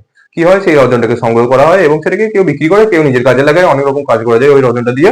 তাই সেই রজন দিয়ে তোমরা এমনি জানো যে পালিশ, মেন জিনিস কি পালিশ, তাই তো? ওই পালিশটা এখানে একটু কেটে দিবি, হ্যাঁ স্টপ। তো ওই পালিশ টালিশ করার জন্য কি হয়, আমাদের এই রজন সংগ্রহ করা হয়, তাই তো? তাহলে এইভাবে কি হয়, অনেকজনের বাড়ি চলছে, ঘর বাড়ি চলছে এই রজন সংগ্রহ করে। তারপর আছে মোম তৈরি। মোম কিভাবে তৈরি বলো তোমরা? মোম কে বানায়, তুমি বানাও? আমি বানাই? কে বানায় না, কে বানায়? মৌমাছিরা, তাই তো? মৌমাছিদের ওই ঘাম থেকে কি তৈরি হয়, মোম তৈরি হয়, তাই তো? তাই মোম তৈরি একটা কি হয়, যারা মোম সংগ্রহ করে, মোম তৈরি করে, মোম সংগ্রহ করে, মোম কিভাবে তৈরি হয়, ধর দেখতে পেলে যে জঙ্গলের মাঝে কোথাও একটা মৌচাক বানিয়েছে, সেখানে মৌমাছিরা আছে, তাহলে কি হবে, ওই মোমটা যেখানে তারা বানাবে পুরো তো ওয়েস্ট। তাই কি হচ্ছে, এখনকার সময় অনেকে যেমন ধান চাষ করে বা কেউ মাছ চাষ করে, বিভিন্ন ধরনের চাষ করছে, অনেকে মৌমাছির চাষ করে, সেখান থেকে তারা মধুও পেয়ে যায় এবং মোমও পেয়ে যায়। তার ফলে কি হয়, তাদের ঘর বাড়ি চলে, নিজের একটা ইনকাম, তাই তো? জীবিকা চলে তাদের এইভাবে, এই জীব বৈচিত্র্য থাকার জন্য। যদি দেখতে পেতে যে মৌমাছি জিনিসটাই শেষ, মোমটা গোটা পৃথিবী থেকে শেষ, তাই তো? মৌমাছি আছে মানে পৃথিবীর মধ্যে যে বৈচিত্র্য আছে তার মধ্যে যে মৌমাছি আছে, তার ফলে আমরা কি পাচ্ছি, মোম পাচ্ছি। লাইন চলে গেল মানে কারেন্ট চলে গেল বাড়িতে, জ্বালিয়ে দিলে মোমবাতি, কোথা থেকে পেলে, এই মৌমাছি দিলাম। যদি মৌমাছির প্রজাতিটা একদম পৃথিবী থেকে শেষ, দেখতে পেতে মোমো শেষ, তাই তো? তারপর মোমো নয়, মোম শেষ। তারপর সিল্ক উৎপাদন। সিল্ক মানে কি থেকে উৎপাদন হয়, উৎপাদিত হয়? সিল্ক এর এক ধরনের পোকা থাকে, বুঝলে? সেই পোকাটাকে চাষ করা হয় কিছু কিছু জায়গায়। তারা ওই পোকাটাকে মানে ফুটিয়ে বা এখন অন্যান্য অত্যাধুনিক পদ্ধতি বেরিয়েছে, সেটা আলাদা ব্যাপার। কিন্তু বেশিরভাগ সময় কি করা হয়, ওই পোকাটাকে যখন একটু ম্যাচিওর হয়ে যায় তখন সেই পোকাটাকে ফুটিয়ে সেটাকে তার থেকে মানে ওই সিল্ক উৎপাদন করা হয়। তার ফলে কি হয়, সিল্কের কাপড় টাপড় সব জানো কি হয়, সিল্ক থেকে সিল্ক ব্যবহার করা হয়, তাদের জীবিকা চলে সেইভাবে। তাছাড়াও আছে আমাদের কি, উল উৎপাদন। উল কোথা থেকে উৎপাদিত হয়? ছোটবেলায় সবাই পড়েছো ব্লা ব্লা ব্যাকসিপ, তাই তো? হ্যাঁ, তাহলে কি হয়, ওই যে ওই ভেড়া চাষ যারা করে তারা ওই ভেড়ার গা থেকে ওই উল তুলে নেয় এবং তা থেকে বানানো হয়, উল থেকে বিভিন্ন জিনিস বানানো হয়, তাই তো? তাই উল উৎপাদিত হয়ে কি হয়, বিভিন্ন মানুষের জীবিকা চলে কিভাবে, এই উল উৎপাদন করে। এটাও কি একটা অর্থনৈতিক গুরুত্ব, তাই তো? কিসের? জীব বৈচিত্র্য। তাছাড়াও আছে কি আমাদের মুক্ত উৎপাদন। মুক্ত উৎপাদন মানে, এটা জিনিসটা শুনে কিছু কিছু জন জানো, হয়তো কিছু কিছু জন জানো না। যা দেখবে সমুদ্র টমুদ্র ওই সাইডে যা, তারা দেখবে যে মানে জেনে থাকবে। মুক্ত ওই যে ঝিনুক শামুক যেগুলো হয়, জানো তো? তো ওই ঝিনুক শামুক যেগুলো হয় ওর ভেতরে থাকে ওই মুক্তগুলো। কি করে অনেক লোকেরা, ওই সমুদ্রের ধারে যেসব লোকেরা থাকে তারা ওই ঝিনুকগুলোকে কালেক্ট করে। বড় ছোট মাঝারি বিভিন্ন ধরনের ঝিনুক থাকে, যেসব জেলেরা থাকে মাছ ধরতে যায় সমুদ্রের মধ্যে, তারা ওইসব যায়, ওগুলো কালেক্ট করে। বা অনেক সময় সমুদ্রের ধারেও চলে আসে, তারা ওইসব লোকেরা কালেক্ট করে এবং সেগুলো কি করে, তারা নিজেদের সঙ্গে কিছু কেউ কেউ রাখে, কেউ কেউ আবার বাজারে দোকানে বিক্রি করে দেয়। সেই ঝিনুকগুলো থেকে ভাঙা হয়, ঝিনুকগুলোকে ভেঙে তার থেকে মুক্ত উৎপাদন করা হয়, তাই তো? তাহলে এই মুক্ত উৎপাদন এটা একটা হলো কি অর্থনৈতিক গুরুত্ব কিসে? কারণ মুক্ত জানো, ভালো করে জানো যে মুক্ত কি জিনিস, কিভাবে কি কাজে লাগে। প্রসাধনী জিনিসে, সাজানোর জিনিসে, মানে গহনা টহনা এইসব সাজানোর জন্য কি ব্যবহার করা হয়? এখন মুক্ত ব্যবহার করা হয়, খুব রেয়ার জিনিস। তাই এই মুক্ত উৎপাদিত হচ্ছে বলে কি হচ্ছে, অনেক লোকের জীবিকা চলছে। এটা কি জানানো হচ্ছে? জীব বৈচিত্র্যের কারণে। এরপর আসছি আমরা নেক্সট পয়েন্টে, শিল্প এবং সাহিত্যের প্রভাব। বলবি এই বাবা, সব যে নিয়ে চলে আসছো। জীব বৈচিত্র্য শুরু হলো কোথায়? খাদ্য থেকে। হ্যাঁ, খাবার মানলাম যে মানে জীব বৈচিত্র্যের মধ্যে পড়ছে। ওষুধ, হ্যাঁ এটাও মানলাম যে জীব বৈচিত্র্য পড়ছে। বাস্তুতন্ত্র, জলবায়ু বা অর্থনৈতিক, এগুলো মানলাম যে জীব বৈচিত্র্যের মধ্যে পড়ছে। শিল্প সাহিত্য, এটাও কি বায়োলজির মধ্যে সাহিত্য নিয়ে চলে আসছো, লিটারেচার নিয়ে চলে আসছো? জিনিসটা শোনো, ব্যাপারটা কি হয়, কোনো মানুষই কোনো মানুষই হ্যাঁ হ্যাঁ, খুব দু একজন আছে রেয়ার যারা একদম নিয়র টাইপের হয়, সেগুলো আলাদা। বেশিরভাগ মানুষ মানে মানুষ হচ্ছে কি, আমরা সমাজবদ্ধ জীব। আমরা কিভাবে থাকতে পারি না, আমরা একা একা থাকতে পারি না।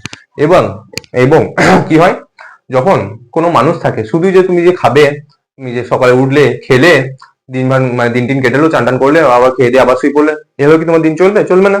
তোমার কিছু কাজ করতে হবে, তোমার নিজের আনন্দের জন্য, নিজের মানে প্রসন্নতার জন্য কি করতে হবে, কিছু চাই তোমাদের, তাই তো? তাই সেগুলোর জন্য আমাদের কি আছে? শিল্প এবং সাহিত্য আছে। এগুলো বানানো হয় কি দিয়ে? তুমি ধরো কোনো একটা সাহিত্য লিখবে, কোনো একটা কবিতা লিখবে, কি নিয়ে লিখবে? মানুষ নিয়ে যদি লেখো, সেটাও জীব বৈচিত্র্য। কোনো প্রাণীকে উল্লেখ করে লেখো, সেটাও জীব বৈচিত্র্য। কোনো জায়গা, কোনো জিনিস নিয়ে মানে উল্লেখ করে লেখো, সেটাও তোমাদের কি জীব বৈচিত্র্যের মধ্যে পড়ে। তাই জীব বৈচিত্র্য যদি না থাকতো, এই কোনো জিনিসটাই হতো না। শিল্পও হতো না, সাহিত্যও হতো না। শিল্প, তুমি কি শিল্প করবে বলো? শিল্প, যে যে শিল্পই তুমি বানাবে, সেখানে কোনো না কোনো ভাবে আমাদের এই জীব বৈচিত্র্য ঢুকে আছে।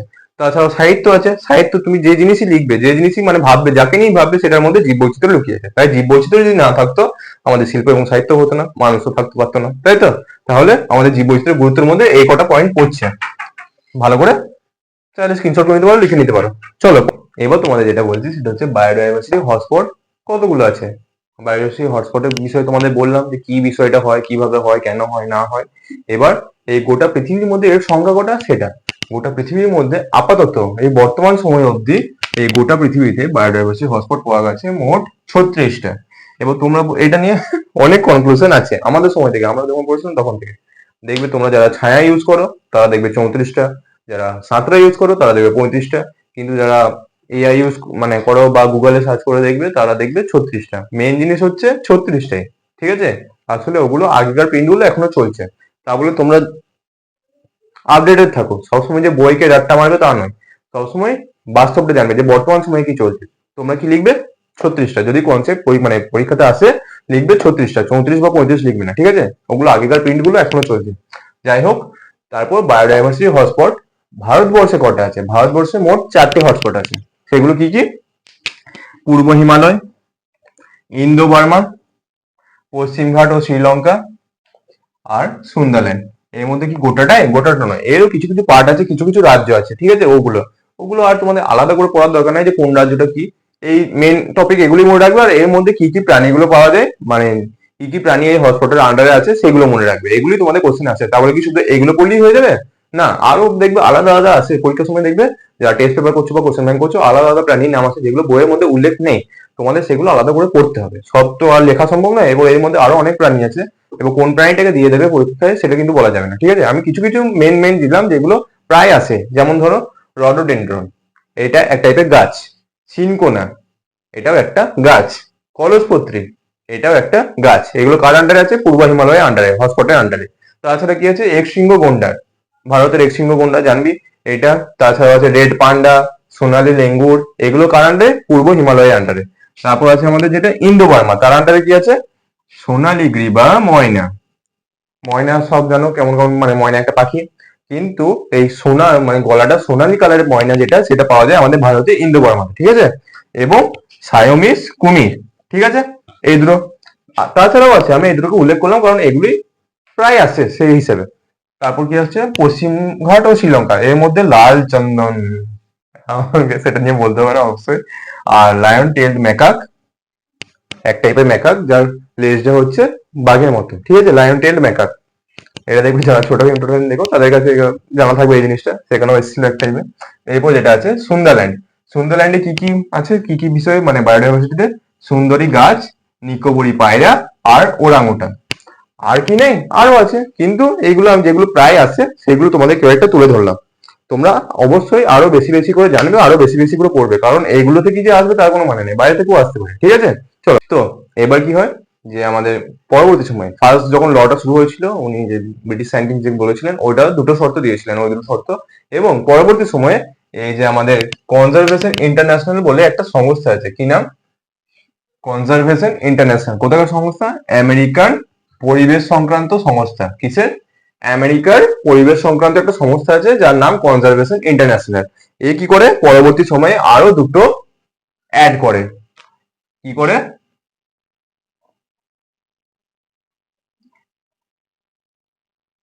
অ্যাড মোর টু,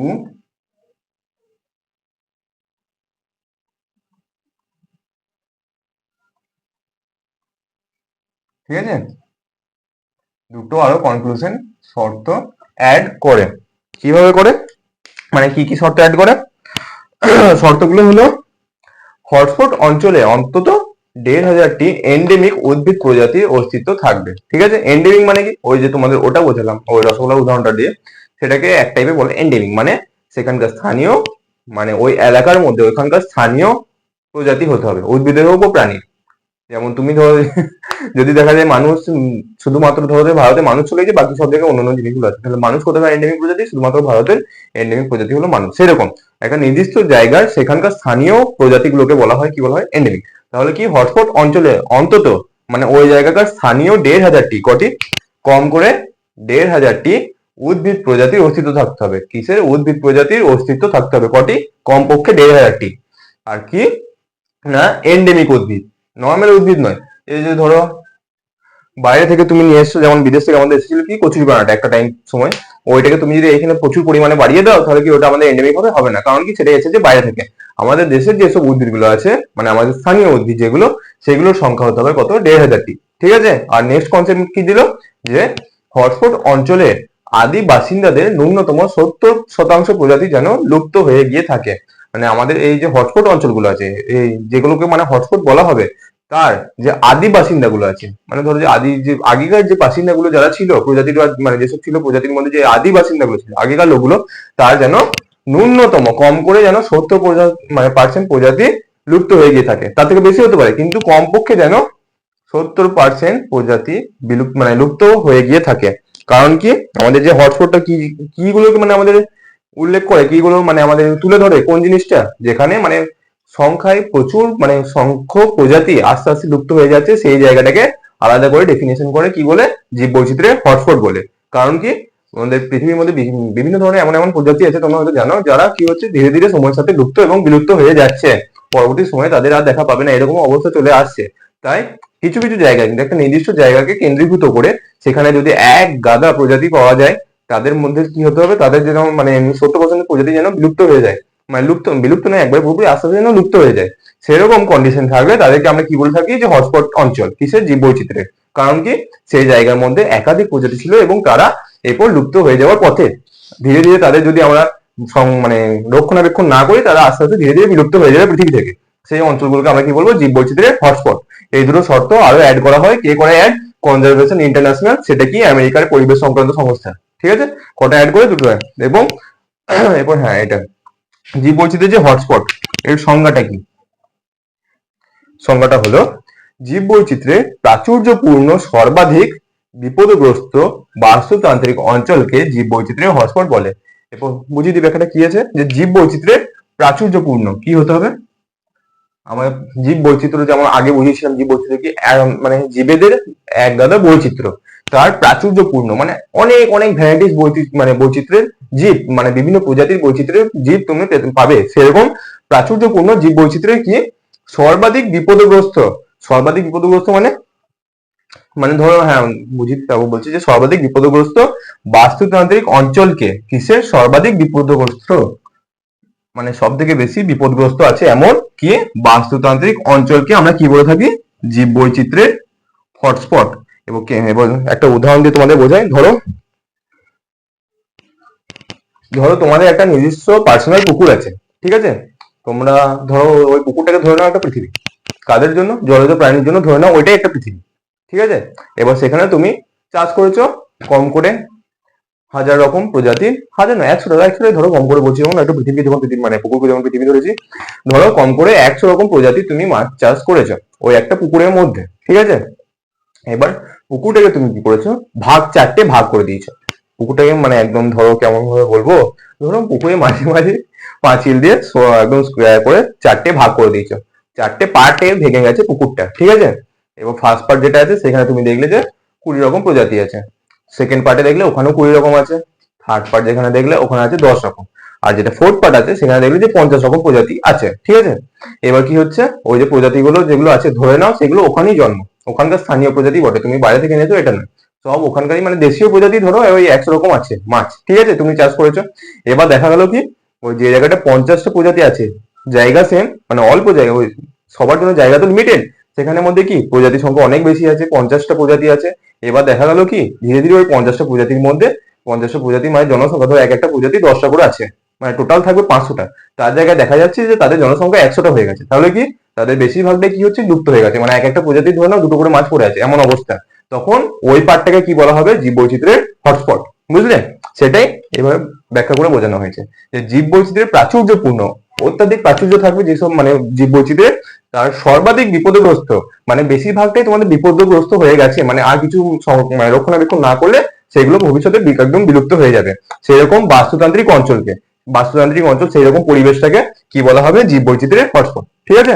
চলো তো এবার ভিডিওটা এখানেই স্টপ করছি, কারণ ভিডিওটা লং হয়ে যাচ্ছে, এরপর একটা আসছি পরের পার্ট নিয়ে, আপাতত এই পার্টটা এখানেই শেষ করছি। তাহলে তোমরা অবশ্যই জানাবে যে ভিডিওটা কেমন লাগলো, কমেন্টে অবশ্যই জানাবে, অবশ্যই বেশি বেশি করে লাইক শেয়ার এবং সাবস্ক্রাইব করে নিও। আসছি পরের ভিডিওতে, ততদিনের জন্য টাটা।